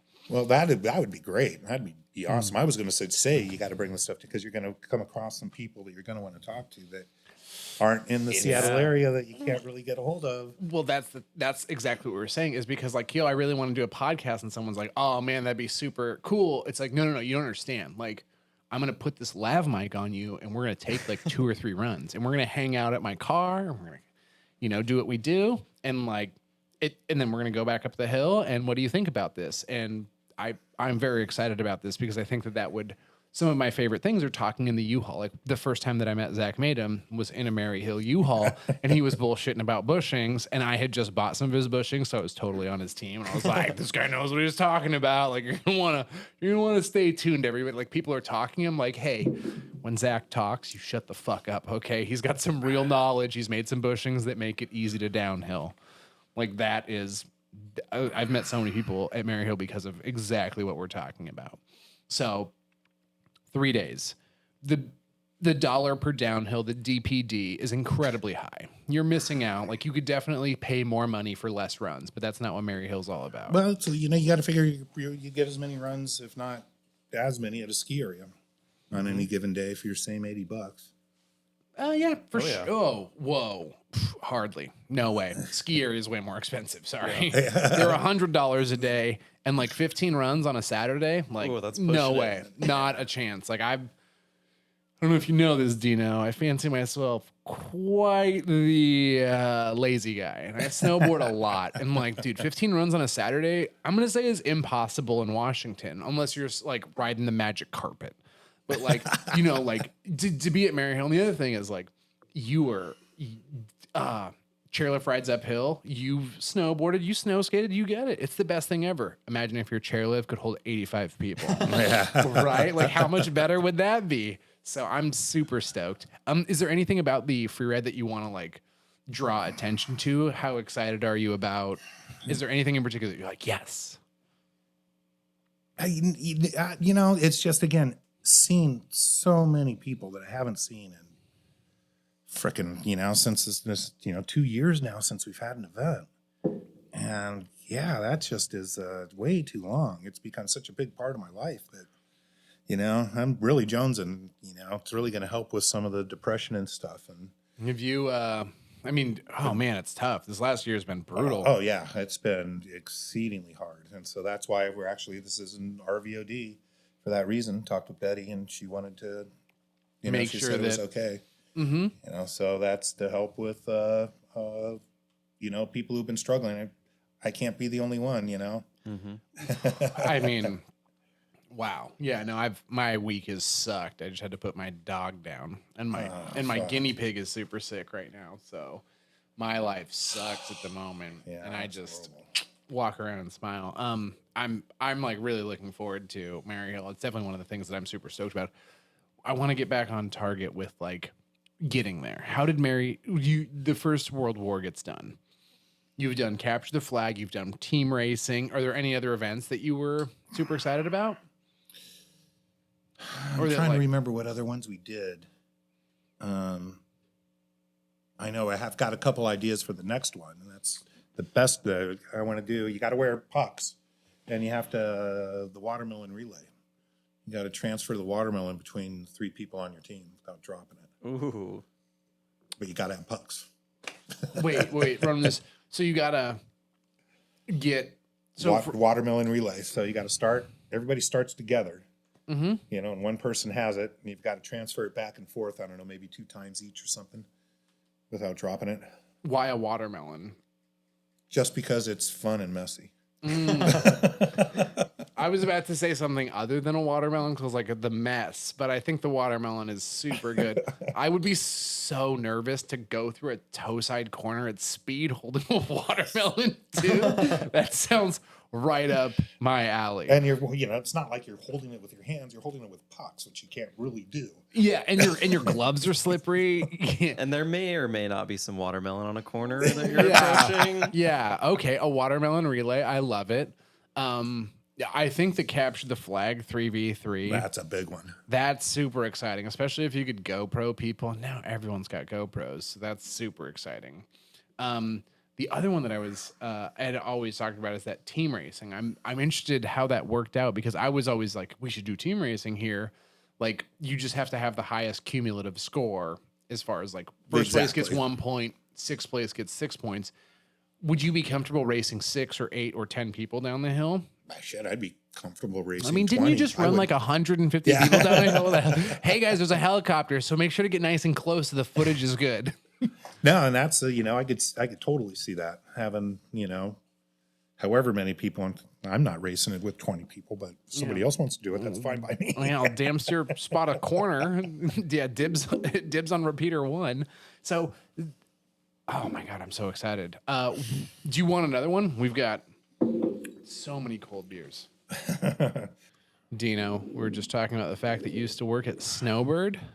Yeah, Little Cowboy Canyon. Spent about 8 years there. How was that? Oh man, Were you skiing or snowboarding? I was playing. I did everything. You were a bi-slider? You could go both ways? Yeah, but Nice. if it was a powder day, I'd put the snowboard away and take the skis out. Really? Do you know who Sounds Forrest Anton Eric is? I've heard the name. He skates. He's been to the Maryhill a bunch. He used to work here. He's the opposite. He bought a snowboard so that when he's like pow daying, he was on the snowboard. That's interesting. Are you a better skier or a better snowboarder? Better skier. Okay. Grew up skiing, but it's more that at the time skis were these narrow things, and skiing would allow you to get deeper into the snow. Okay. So the snowboard you'd float too high on it, so it's nice being able to get Yeah. snorkel stuff, man. It's awesome. It is. My snowboard doesn't do that. Yeah. It makes it easy for you. I was about to say it's tough. Snowboarding technology has come a really long way, and I'm very fortunate. I mean, you've seen it with like skis. I don't know if you ever rode like a TNC 210. Like, you know what the ski that I had was the ski of choice was the K2 910, which was their downhill. So okay. 220. So I'd go through a pair of those every year. Yeah, because you're smashing. You're working at the mountain, bouncing off the rocks and taking. They were a great powder ski, freaking awesome powder. But ski. a 220. A 220, yeah. It's gigantic. So when I started snowboarding, a 168 was what I ride, and now I can ride a 154 because everything's gotten shorter and wider, which I think is. I mean, you've seen it. Do you do anything up on the mountain anymore? I know that you were snow skating for a bit. Yeah. It's really slowed down. I've blown up my knees again, so I've got to get another. What'd you do so I can avoid that? I've had 4 ACL reconstructions, and I'm due for number 5. What happened? Man, just being tired mainly. being fatigued and the mind making a promise that the body can't fill. So is this one of those things where you're saying as you get older and you know that you can still do something, maybe you can't still do it? That's big part of it. Because Big part of it. I put some Gore-Tex into my mouth this year snowboarding. I was like, oh, I can definitely land that, and like landed it, and just like everything in my leg gave out, and just like put my fucking mouth into my kneecap. And I remember just being like blasted myself, and I kind of like looked around. I was like, okay, like no one saw that. And Monkey was there, and he just looked at me. He's like, yo, did you knock yourself out? Like, I got a photo, and it's just like my head hitting my knee. And I'm just like, yeah, that's exactly what it felt like. I'm glad you captured that moment in time. I want to relive that forever. Thank you. Tag me. So skiing, Yeah. arguably a dangerous downhill gravity activity. Oh yeah, there was someone that died every year in an avalanche. Oh yeah. Or hitting a was tree, you know, whatever the case may be. I always joke around that like I'd rather snowboard than longboard. If I could only choose one, this question gets brought up a lot. Snowboarding or longboarding? I'm always like snowboarding because I can do it longer and the implications are worse. So like, you know, like longboarding, you may limp away from an activity, but like if you get buried under 200 feet of snow, like. No, but you know, certainly as you age, you know, it's like my dad was skiing when he was teaching skiing when he was like 92, 93. 93. Yeah, and you know he could still go up and do it. You know, obviously he wasn't doing anything crazy, but he could still do it. And I don't know if I would have the balls, you know, to ride Maryhill at 92 miles. Yeah, 92 years old, not 92 miles an hour. Yeah, you know, to still do that. Yeah. So There are other things that I think are available. I think that especially if you change up the way that the free ride runs, a little bit of a headwind action, it's not unrealistic to think you could carve all the way to the bottom and then take the uphill left at the, like, you know, where the hay is typically stored. It's not unrealistic. And I mean, you do have the keys to the gate, so you could probably change up where that finish line is if you really needed to. we've actually really thought about that, and we were thinking that because we were having the camping down at the bottom, that we would run it all the way to the bottom gate. But you know, in reality, all that's going to do is make it really unsafe. Because the Elaborate. Well, whenever you've been there and hiked or have skated all the way to the bottom, you know, you get. I've never hiked. You've done a really good job of organizing events. I'm sorry. I'm kind of a downhill guy. We don't have a lot of uphill stuff in this store. I don't know if you noticed that. Well, they're, you know, from the finish line where we normally have it to where the gate is, there's one kind of sweeper turn. There's only one turn, but it's all tailwind. And so with the trees, it's kind of a wind tunnel. You get blasted through there. You get blasted, and everybody's going to be sliding to stop. And Where I would just you see put the finish line, though? it would be right at the gate, the metal gate to get onto the property. Yeah. Oh, that would be the end. Yeah. Interesting. Just to go that extra 100 yards, which would include the turn, which would love to do that because people would have to drift for that. That's public road, so I'd have to deal with the county and to get that shut down. And the Oh, never mind. Then yeah, at that point, it's not even worth it. No, not even worth it. Happen. Over the 3 days since people are camping there. It'd be I mean, If it happened to happen, I don't know. Dino, this podcast is literally on iTunes. No one's gonna hear it. So yeah, maybe, you know, you run the event. I'll just show up and throw hay. I was about to say that last left turn, it's uphill. You know, you like throw some hay bales at the end of it and be like, hey, sorry, you can't get onto the property if you weren't here in the morning. And then just leave the U-Hauls in the gravel area kind of to the right. Yeah. But you do your Well, thing. that's what we were thinking is, you know, then we would just load the U-Hauls up in the gravel area. People would be camping. You could have your lunch and everything down on the campground there, which you can still do. You know, if you want to go down to the campground and grab something out of your car and then hop on the bus to get back up. It's going to go right by there anyway. Are you allowed to stage in that gravel parking lot off to at the bottom? Yeah. So you can end the run, literally metaphorically, chain the gate up so no one can skate past it, and then load the U-Hauls below it, and then good to go. Do you think that you'll have any issues of people? Wait, never mind. What I was about to say is people moving there. So like most of the time you have everyone on the actual hill. Yeah, on the property. And if we were to do that, if we were to run it all the way down to the bottom, everybody would be parked below the gate. So nobody would be parked up on the hill at all. And, that's still, we could still theoretically do that, but we're kind of leaning towards not. So you would keep the current finish line area? No. The finish line would be all the way down at the bottom, Mm-hmm. and no cars would be allowed past the metal gate at the bottom. All the cars would be below that. Okay, so you're going to take away my shade because I park at the bottom of that bottom lot. And so you're taking away my... Yeah. Okay. I'm going to take away a lot. And that's another big thing with the camping, man. There is no shade.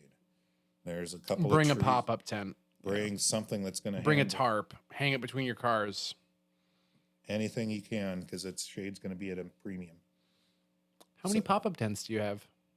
I've got two pop-ups and one non-pop-up. Okay. And if someone wants to buy, would be great because the pop-ups are so much nicer. Yeah, I've got a pop-up. I think I may have to double down and get another one. And spend the money. I've gone through. They're $90. $6 The other thing is, if you're showing up to Maryhill, two things that you want to know as far as someone who's done this before. First off, do not, you have to tie your pop-up tent down. I have sacrificed 2 pop-up tents to Maryhill, being like, the wind's not that high today. Getting up to the top of my third run, your first 2 runs in the morning, no big deal. And then would you say 11 or 11:30? Right around 11:30, I noticed I see at the top, cool, that's my pop-up tent down at the bottom, upside down. It's $95. It's okay, guys. Yeah. Well, I've gone through 6 or 7, Yeah. $80, $95, and then I went out and spent some money on one. Because the one that you have now for Alley it's no joke. That's the Taj Mahal of tents. Yeah, and that thing ain't going anywhere. No, you pretty much bolt that thing to the ground. Well, I saw the reason I got it was we first had the first race I did there, 15 or 16, 2016 or so. We had somebody, Quebec came out and they pitched their tent and left it for 5 days and the thing did not move. And it's like, okay, I want that tent. That pop-up works freaking great. So it's got the big ass aluminum legs. It's a huge, huge difference. Yeah, I'm actually thinking about having to invest in another one. Yeah, the one that the moment that you said you had a big announcement on Facebook, I was just I knew exactly what was going down. I had talked to a couple of people inside of your organization because I needed to know, and I was like, you blew tarps between vehicles. That's gonna be the I feel like if you can't afford a pop-up tent, a great way. I'm just trying to help people who listen to the podcast, give them all the stuff they need. That's the whole, hey, take your headlamp that you need to bring because it's going to be dark out there. Put it to your gallon of water that you should be carrying because you're going to be dehydrated. You're going to skate crap on Saturday if you don't get hydrated. What I've seen people do with that is put it on top of their car, kind of away from their actual camp.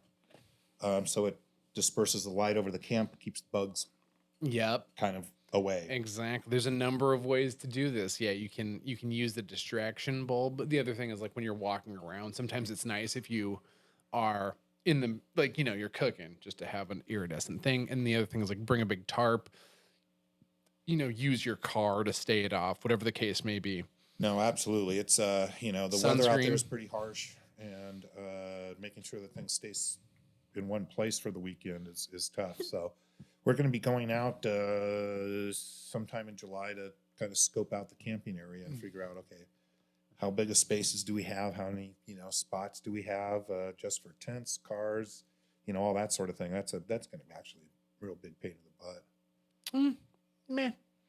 So you got to make sure, security or emergency vehicles can get all the way through. Can't just open up the field and let people randomly pitch their tent. Interesting. Follow up to this, because there's going to be camping there, more porta potties. You were talking about some nighttime activities as well. Yeah. Hopefully we'll see what we can do about some entertainment. Don't worry, I'll bring my discs.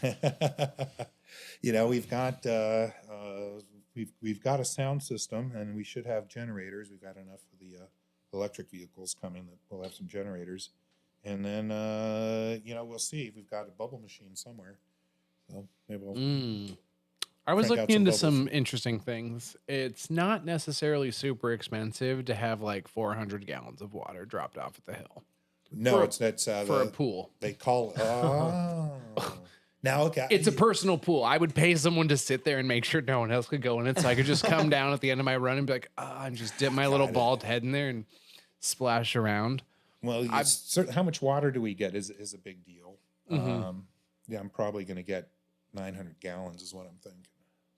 But I would love to, and I've often thought about, those blue tarps and hay bales would make one hell of a slip and slide. Now you know where my 400 gallons of water comes in.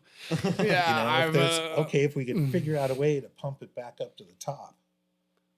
Oh, where's Dennis? He knows how electrics work. Come on, we just had him on the podcast. Dennis, I need you to make an electric longboard that doesn't go anywhere but pumps water uphill. Thank you.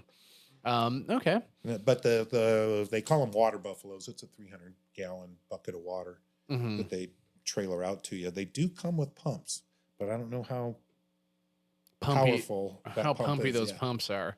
I mean, but at the end of the day, the river's not that far away. No. And the river's one of the best places to wash away all your sins. Well, and the paid campground down there, the KOA, does have $2 showers, so you can go down there and grab a quick shower for a couple bucks. Good to know. I didn't know that. And if it's these are the things people want to know. Yeah. $2 showers at Maryhill go down to KOA. Seriously, if you're broke and you can't afford that, if you drive 2 miles further than there, you can jump into the river. Yep. And the market down there, they've got the fruit stand right at the bottom on the bridge. They've got some really good flesh in there if you like your flesh. Some meat, some good, grass-fed beef and pork and chicken and lamb and all sorts of stuff. Yeah. And all sorts of veggies. Yep. Okay. So if you're, bringing your camping gear and your propane tanks and stuff to cook, there's some good food. Yeah. And please, also, if you're at the campground in the morning, it's not illegal to go to Linda's. Yeah. It's not the best food, but I have given them money every time. It's a great place to see all the friends in the morning. Good greasy breakfast, man. There's nothing like it. I've got some ideas. I'd love to show you them when I'm there. I don't want to talk about them now because I got a bunch of friends that are showing up, and the ideas are for the friends. But like a breakfast station, because I'm a fan of bacon, eggs, and there's a couple things that you can do at a large scale. Well, and that is certainly something that we haven't done in the past. Is this, having to feed a campground for 3 days. I'm still working on, what do we do for breakfast? Osmond kind of set the bar pretty high in that he had the free pancakes for Festival of Speed for all the participants. Pancakes are cheap, and he would pay, one of the Rotary clubs to come out and bake pancakes and coffee in the morning. And everybody got it for free. Yo, you give me pancakes and scrambled eggs.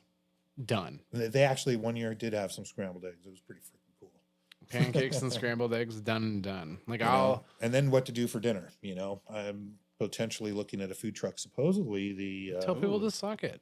Food truck would be cool. Oh no, I wouldn't. I'm not going to pay for the food truck, but arrange for the food truck to come out so that people they don't have to go scrambling to find some food. They can have a decent. We can have a decent on hill. I mean, and if you've never done this before, there's a couple of things I would recommend. If you're broke and you're going to be going to Maryhill, some sort of jet boil, some sort of like instantaneous thing. If you're flying in, where's the easiest way to fly in if you're not from Washington? Because I'm so spoiled. I live 2.5 hours to 3 hours away from Maryhill because I live in Issaquah right now. Portland's the quickest. Hour and a half. Certainly, if you on the event page post up that you're needing a ride, it's easy enough to find someone from the area going there. If you've got relatives in Seattle or something, it's not that much further to drive from Seattle. If you can find a ride from Seattle as well. Yeah. Seattle's pretty cool. So, certainly, flying in isn't too big, too bad a deal. If coming in with the camping gear, of course, you're going to have to cart in some of that. Beg, borrow, and steal. Call your friends that you're going to meet up with. And if you don't know, please hit up Motion Boardshop and we will send you to somebody who will take care of you. I wonder if we could set up Once again, you fly in camping, kind of find some used camping gear, some stuff people may not be using. hammocks. You hang them between your car. You bring a sleeping bag, which packs down. You bring a hammock, and you're gonna live. You will not die. Bring a 0-degree bag. Get yourself a hammock. I promise you that is the solution. And find someone with a car. And remember, the oh shit handles on the inside or the roof racks on the top. That's what you're looking for. And then you spider web them together. I think we might, the Rats might be able to provide some cabins for certain people. Don't talk about that. I don't want to meet those people. I want to sleep in the dirt with my friends. This is what it's about. The cabins would be the container because it's going to be empty. And then the back of U-Hauls, you can just bring the U-Hauls down. Oh, shit. $20 of the hammock space. You've already fucked my plan, Dino. You straight fucked me. Who do you know who's rented a U-Haul to go to Maryhill? Who do you know? Oh, yeah, Brad, obviously. Bradley's done it. Monkey and I have done it for a number of years. And there was one time when you guys had a little emergency brake wouldn't release on the U-Haul. Yeah, and you were like, you came down and you were just like, yo, my U-Haul's fucked. And I looked at you, I was like, Dino, you don't even have to fucking ask. Like, here's the keys. Like, I don't give a shit. I bought my $12 per day insurance. I got a mobile, like, we had 3 air mattresses and 12 hammocks in there. And people were like, what are you doing? I was just like, I wanted to, like, I brought my own shade. It's a U-Haul. And they're like, well, how much was it? I was like, cheap enough. Like, if you're super concerned and you got like 10 people together, rent your ass a U-Haul. Absolutely. Bring it out from Portland. It'll be cheaper. Or the Dalles. Or the Dalles, they got them right there. Exactly. That's a great, the U-Hauls would be great because you get your shade, you get the protection from the wind because, even if, at night, being able to sleep with windless is a huge deal. Mm-hmm. And you can use the inside of the U-Hauls to hang your hammock.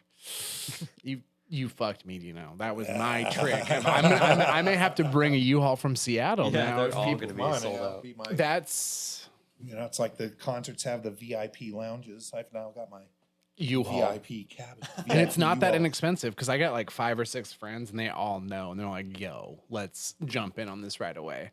So U-Haul, if you can't afford it and you have like 10 people coming out, rent one vehicle, drive out from Portland to the Dalles, rent your big ass U-Haul there. Everyone brings a hammock. Worst case, Ontario, you just close the back of the U-Haul a little bit. You're good to go. That is a real solution for you. That's actually a really good solution. Mm-hmm. And the other thing that's nice about that is you can always close your U-Haul if it gets rainy. And that's once again, there's a premium on shade out there, and there's a premium on being dry on the off chance it rains. That being said, if it does rain at Maryhill, it's probably one of the most fun times to skate down the hill. Yeah, no, and Labor Day could be, any kind of weather. You mean 95 degrees one day and raining the next, or in the same day. In the same day, we had and one year the lows were in the 30s on Labor Day weekend out there when we camped up in Goldendale. There was snow. There was snow driving there. Yeah, it was, nobody had sweatshirts. This is like 2.5 years ago. I had a sweatshirt because I have the same dirty sweatshirt I've always worn there, which is purple and yellow. You guys know what I'm talking about. Please ask questions. If you guys are listening to this podcast, ask us the cheapest way to do it. Ask us like the solutions because we are here to help. We want you to come out. And, there's enough experience here and around the people around that know what they're doing and can lead you the right ways. Mm-hmm. And save you some money or, get you a ride from A to B to just make your life a lot easier. So that's super helpful. Figuring out food is always something, but there's a lot of nearby gas stations. Linda's. There's also Dinty's down in that same neck of the woods. There's also a McDonald's, but try not to give McDonald's your money because Linda's does a great job. There used to be 2 years ago, it just opened up and then everything shut down. So I don't know if it's still there, but if you go east upriver on the Oregon side, about a half mile, there's a barbecue food truck. Oh, and they're right next to that kite surfing spot. Yeah. Yep. I know exactly what you're talking about because I know it from the other side of the river. Yeah, and they did a killer chicken. I had the chicken there once. It was delicious. So. Now we're talking. Or if you go into Goldendale, there's Ayutala's. That's the place that I dined and dashed. Once again, I'm sorry. I'm a different man now. I apologized. They love us there, or used to love us there anyway. I mean, especially when you're ordering like 4 Cadillac margaritas in 22 minutes, they're a big fan of you. Well, one time I went there and, that was our headquarters and, heard that because they had everybody on staff and couldn't handle everybody. So people left and didn't pay their bills and stuff. There were a couple people. So you aren't the only one. But I went and, found the manager and sat down with him. It's like, but on the events, got a couple people that left. What, here's a couple tickets of people, because the waitresses are trying to find them. Here's a couple tickets. I'll go ahead and pay for them. He's like, nah, you don't need to worry about it. Thanks for bringing everybody in. Threw them away. It's like, crap, we're so busy that it just doesn't matter. That being said, do not dine and dash. You got utilized. That's not a license to dine and Just dash. know that if you do dine and dash and we catch you, you will have to apologize and make amends. This is something that I've pioneered for everybody. This is a community. We are a small community. You have to atone for your sins inside of that community. But that being said, we will look out for you. We will make sure you don't get assaulted by the outside community.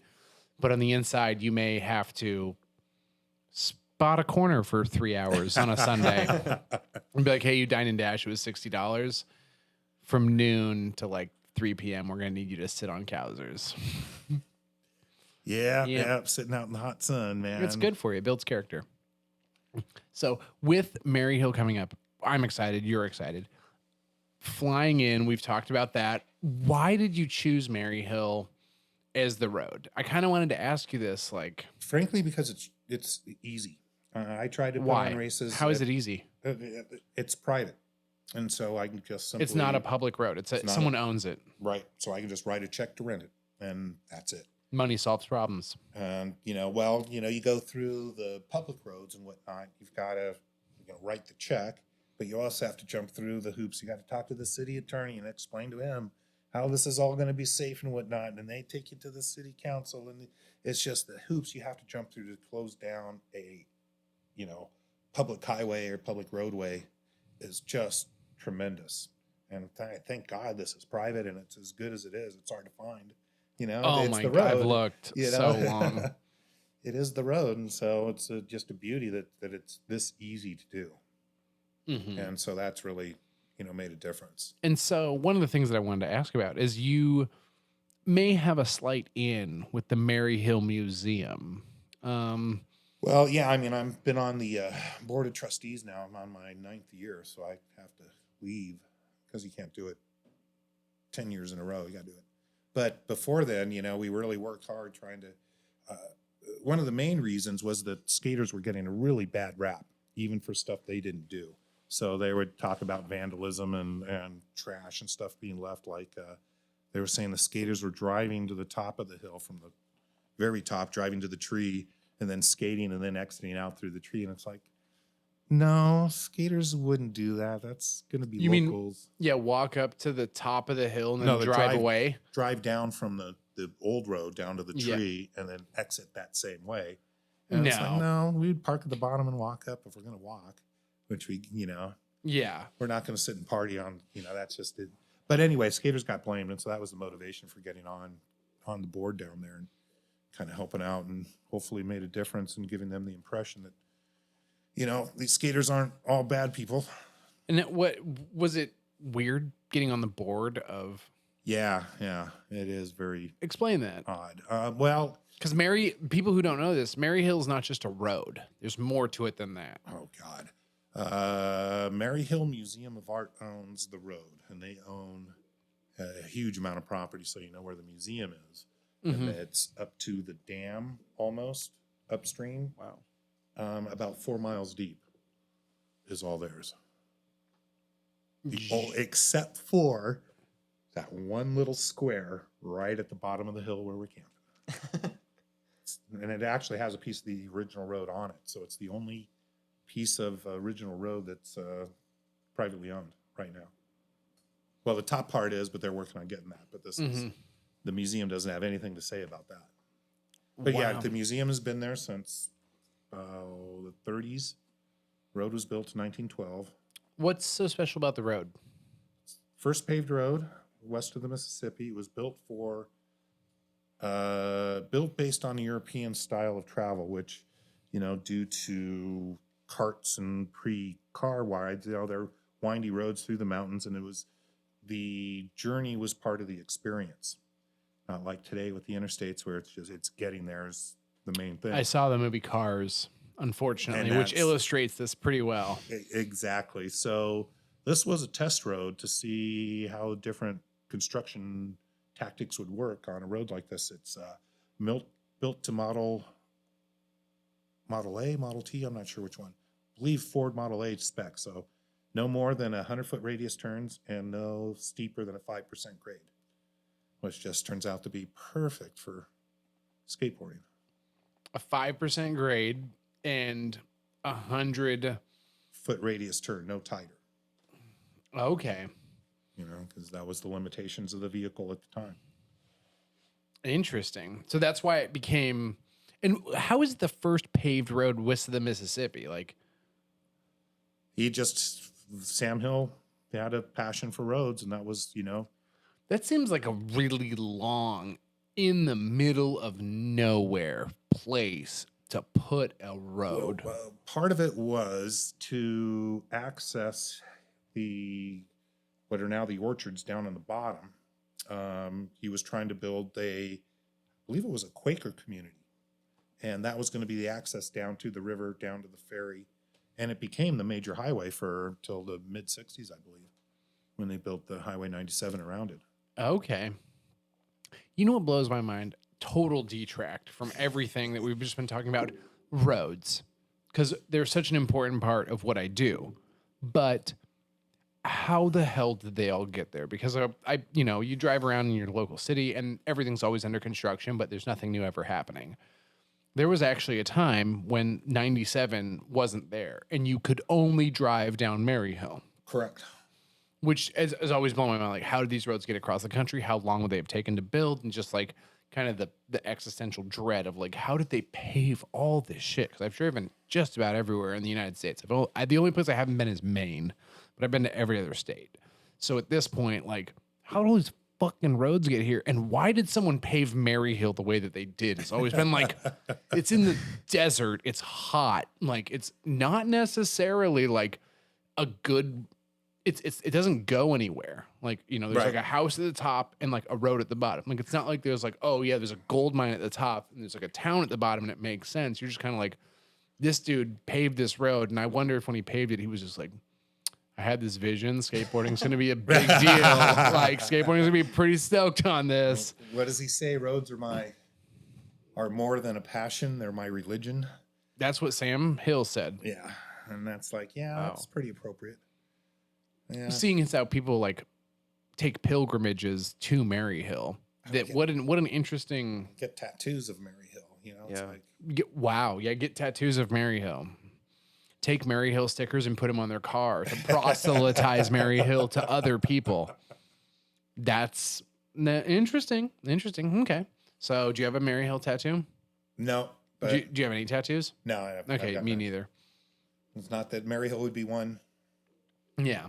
Maryhill and Snowbird would be the tattoos I'd get. Very formative events in your career. Absolutely. Yeah.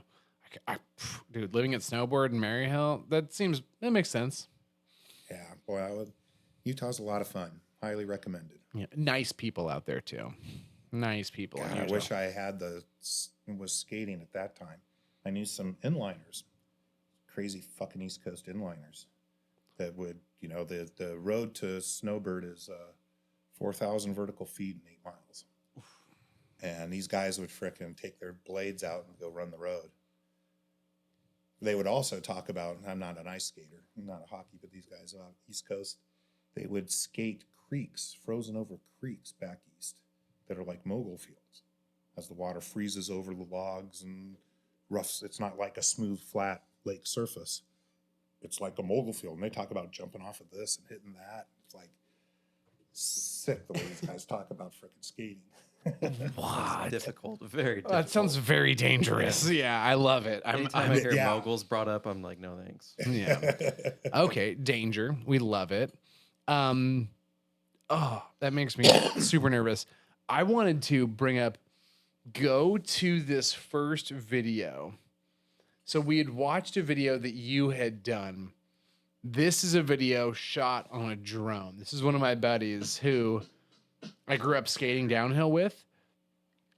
And this is Maryhill. This is filmed with a really, really nice drone. My buddy is super. Now, because I'm noticing it doesn't look like it's much of a windy day. I don't know how windy it is. I know it's a little bit in the evening. Ooh, hay tunnels. Yeah. Yep. God, I can't believe how long those have been out here now. That was a big deal when we first started those. Oh man. And you remember when we started putting them in bad places on the road? Like people were like, why do you put them on the outside of the corner? Be like, you got to work for it. Like, yeah. Ooh, I think the main thing that needs to be said is my buddy flies drones for like Buick commercials. So this drone is definitely way above the pay grade that I would typically be using. But oh, it's a beautiful shot. it's so good. And I mean, what a better. Yeah, this is why you should come out and skate Maryhill. It's $240. The that gate used to be where the first races ended. Really? Yeah, because they couldn't. Oh, there's Jasper. They couldn't. It was again wireless. It was all analog, and they had to string a cable from the top of the course to the gate To do timing. wow. Wow. So it was Joe when he came out and did it his first year. He didn't run it to the bottom, and I just ripped him a new one. I said, "No, man, you got to run Cowsers," and he did the next year, and it's been Cowsers ever since. As it should be. As it should be. Yeah. From a race standpoint, a strategy standpoint, cows Repeater too is not a. It's not really. It's a tough thing to be in position for at that moment. Like where the line is now, you can definitely jockey for position out of Cowsers through the last corner and to the finish line. Like that is a hot button topic. Well, and that's where we talk about winning Maryhill being so difficult, and you look how many lead changes on the races happen in the that last 200 yards. Yep. It's amazing. Mm-hmm. So why have you ever you've thrown some races at Maryhill? Was it difficult? Were you like, this is worth it? Or you're like, I'm putting in a lot more effort for a lot less skating? People aren't interested in racing as much. Certainly Maryhill has established itself over the years as being a race hill, and certainly the timing is a huge deal there because it's been documented, the same course for 10 years now, 15 years now, whatever it is. So the timing is a huge deal, but God, races are just no fun, which is why nobody wants to come to them. Yeah, I was about to say it's weird when downhill was dying and people were like, oh my God, no one's attending races anymore. I'd show up to fucking Maryhill and be packed. Yeah. I mean, who wants to spend $250 to go one and done? And yeah, because it's actually more expensive to put on a race, and you can't charge as much because you're not getting in as much riding. That's really ridiculous. Mm-hmm. And I think free rides people want to enjoy skating way more.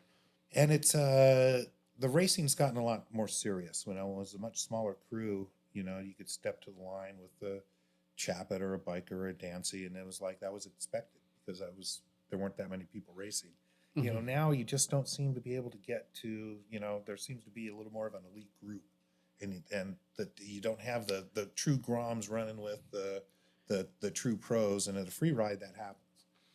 At a free ride, it's very realistic that you could be on the U-Haul getting off with Zach Matum, if you want to Patrick push with Switzer, them, Kevin Reimer. These are all people that have attended free rides, and you're just like, yo, this would be sweet. Yeah, I remember Enzo and Enzo, I believe it was, two little kids. They were probably 10. One of the first. Enzo? Yeah. Yep. And they'd showed up to Maryhill because Dad had brought them down. They'd heard about it. Mm-hmm. Didn't realize there was a free ride going on. And so they were told, somebody had told, nah, you can't ride. We're full up, and heard about it. And it's like somehow caught wind that they heard about this through Kevin. And it's like, oh, you want to meet him? Hey, Kevin, come on. When they were like these little kids, big ol' eyes, jaws to the ground. I know who you're talking about. It's Enzo and Marco. Yeah, and they were Narciso? Something like that, yeah. Mm-hmm. Again, part of the group that, in doing this over the years, you watch them grow up and do, other things. It's interesting to watch some people fade away from longboarding, and it's interesting to see the people who stay. Because, not necessarily the best skaters in the entire world stick with it. Some Yeah. of the times the people that like I would throw myself under the bus here as somebody who's not good at skating but hasn't left. Like I just enjoy skating down the hill, and that's like, and there's a spot for you at the Maryhill Freeride. Absolutely. I mean, that's shit. I don't have the skills to. I've never raced down Maryhill in an event. Just so you know, that's how fulfilled my needs have been met by the free rides. So continue. Like you have young people who have showed up, and you're just like, I'm watching them grow. Like who's like Nora comes to mind as someone who's God, I hope she makes it out again. Don't know if she's still in or going to come out. God, she's not a kid anymore. I mean, what was it, 12 or 13 when we first saw her? Now she's, 20, 19, 20, something like that. Oh my goodness. Okay. It's Max, Don and Jan's Moisen's kid, Max. I mean, crap, he came out when he was like 10 or 11. Now he's drinking. Yeah, once again, multi-generational people. Who's going to be the first person to have the 3 generations on the hill? Yeah, that's a really good one. Because you've got the Paproskis. That's a established one. You've got the Perkins. Yeah. They'd probably be right up there. They'd probably be right up there. Max is probably he's getting to be that point. Calvin. Too. Oh yeah. The Staub. That would be an interesting one. That'd be awesome. Lee, because I believe his daughter's gone down the hill. Yeah. Interesting. That's so cool to be able to see like the Staubs in particular. Calvin, and I'm blanking on his dad's name, but I think it's Mark. Marty Staub. Mark Staub. Oh well. Yeah. But I remember his dad whooping my ass down the hill, and then Calvin being like, "Yo, you took a run with Dad? How was it?" I was just like, "Dad whooped my ass." Like, I tried to keep up, and that made it worse because then I was losing and trying, which feels bad. With Maryhill coming up, you have 250 people who are going to be. You imagine it's going to sell out right away. Yeah, I don't think there's just too much excitement. People are just too stoked to do it. So, excellent. And so, how do they register for the event? 10 o'clock, be ready to go at maryhillratz.com. And there's a PayPal button.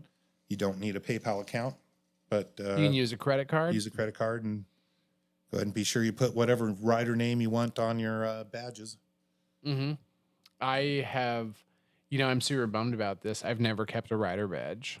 I know that someone out there has got like a billion of them. I've been to so many Maryhills, but I've never kept one because I've always been like, maybe I'm so stupid that I've got a bunch of water bottles, as you can tell. I don't know if you can recognize this shirt. This is probably one of my 3 most prized possessions.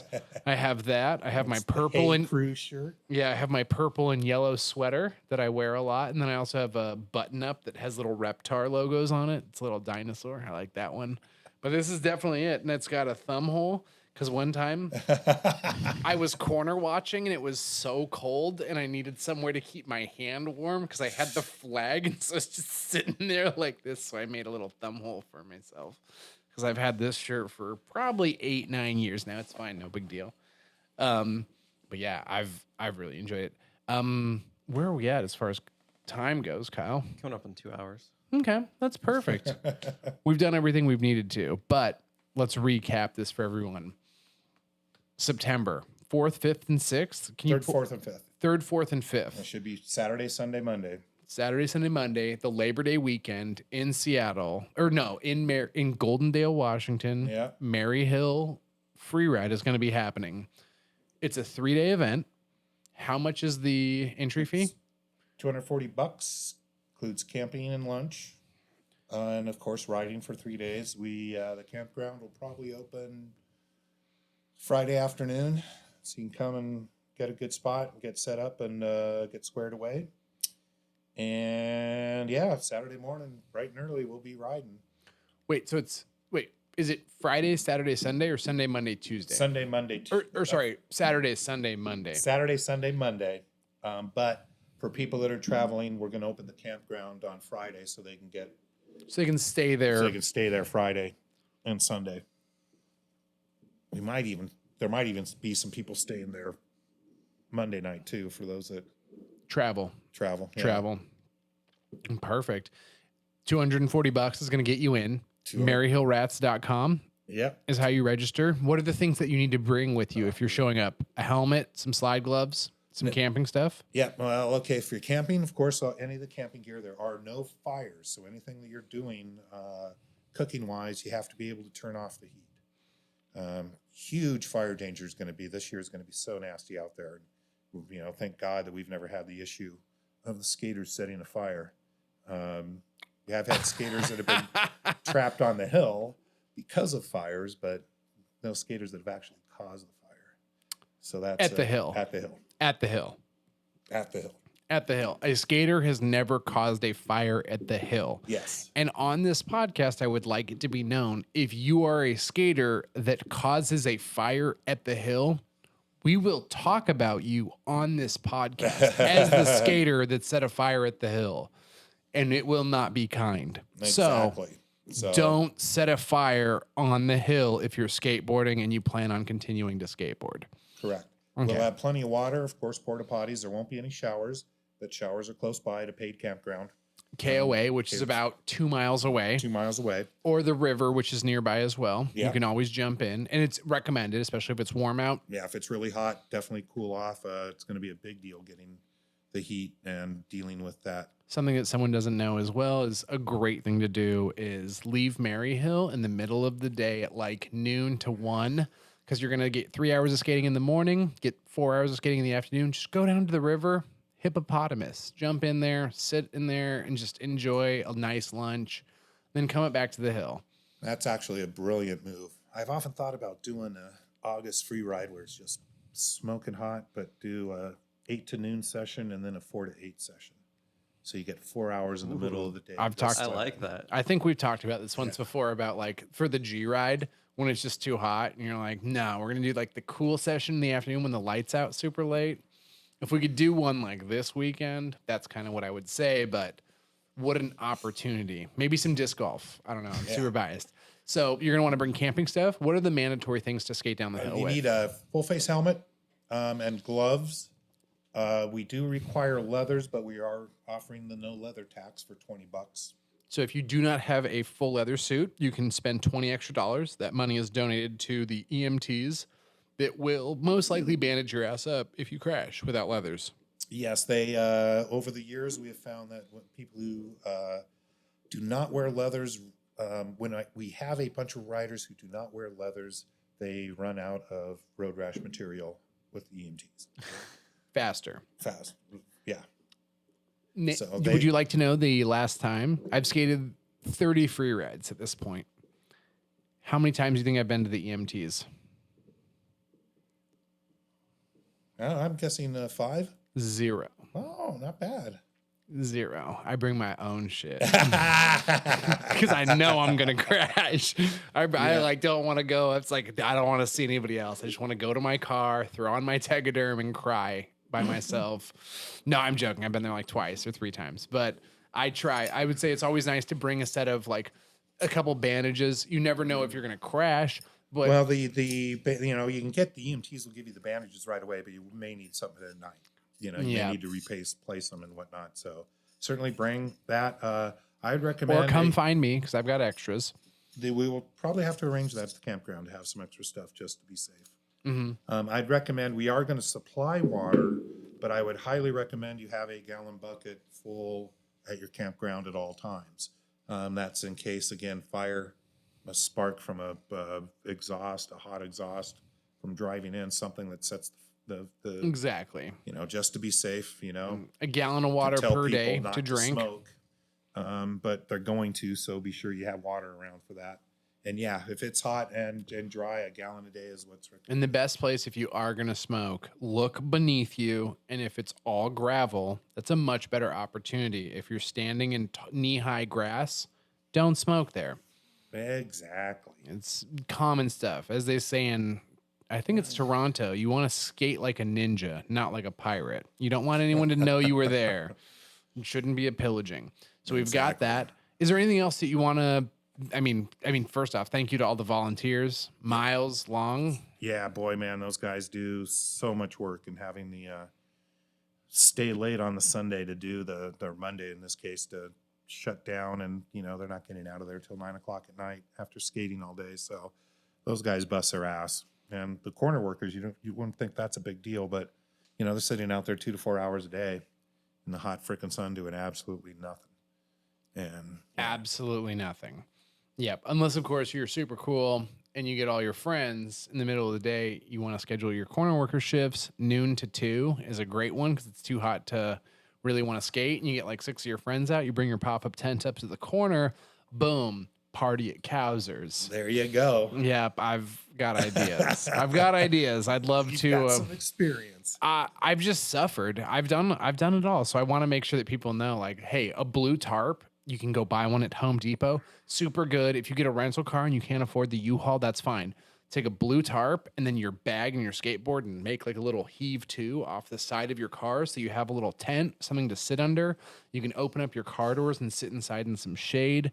That's amazing. Another thing is never leave your windows all the way up at Maryhill because your car will turn into an oven. Ooh, yeah. That's another really one. I always tell people, like, have a gallon of water. Like when I show up, I have like 4 or 5 gallons of water. I always have water for people.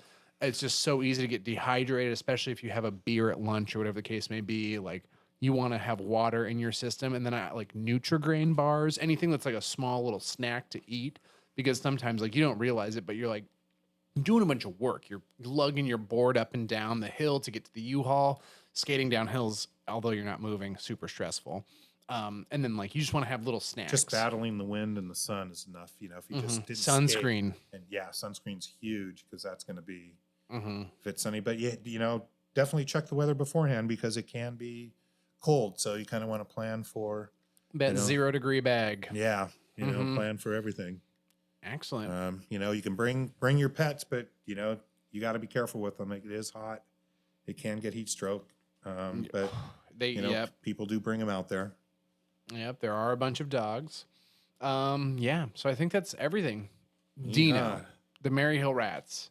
Thank you so much for coming on. I will not stop shutting up about this. I will make sure that everybody knows that this is happening. We've got the Maryhill Freeride coming up. Labor Day weekend. Thank you so much for all of your hard work. If you are a Maryhill volunteer, sure, I'll make a code on our website. You can get 10%, 15% off on anything you want in the store, maybe more if you ask me. Thank you so much for throwing hay bales up and sitting on corners. I just want people to know about this event. Thank you so much for all the work that you've put in to make it happen. Cool. And again, thanks for having me and doing all this. You've done some great podcasts, getting some great people out there. It's easy when there's great people around. I mean, you'll be on later. Hopefully we'll set aside a little bit of time and come and ambush you at the hill, or maybe before the event happens so we can talk about how fast the event sold out. That should probably be pretty easy. And hopefully maybe the thing you don't know is we can get multiple people on this podcast. I'd like to get like you and Lee or someone on here. And you can just sit here and shake your head for 2 hours at Lee. Does that sound good? Yeah. Get out and 9-tooth it. 9-tooth? Oh my God. I fucking love Lee. But yeah, thank you everyone for tuning in. If you've got questions or comments, ask them. We'll make sure they get answered. Skate safe, wear your helmet, and please, July 1st, right? July 2nd? July 1st, 10 o'clock in the morning. July 1st, 10 o'clock in the morning. Give Dino your money to show that you're a true supporter of the scene. Thank you. Yes. Yeehaw. I'm so excited we've done it.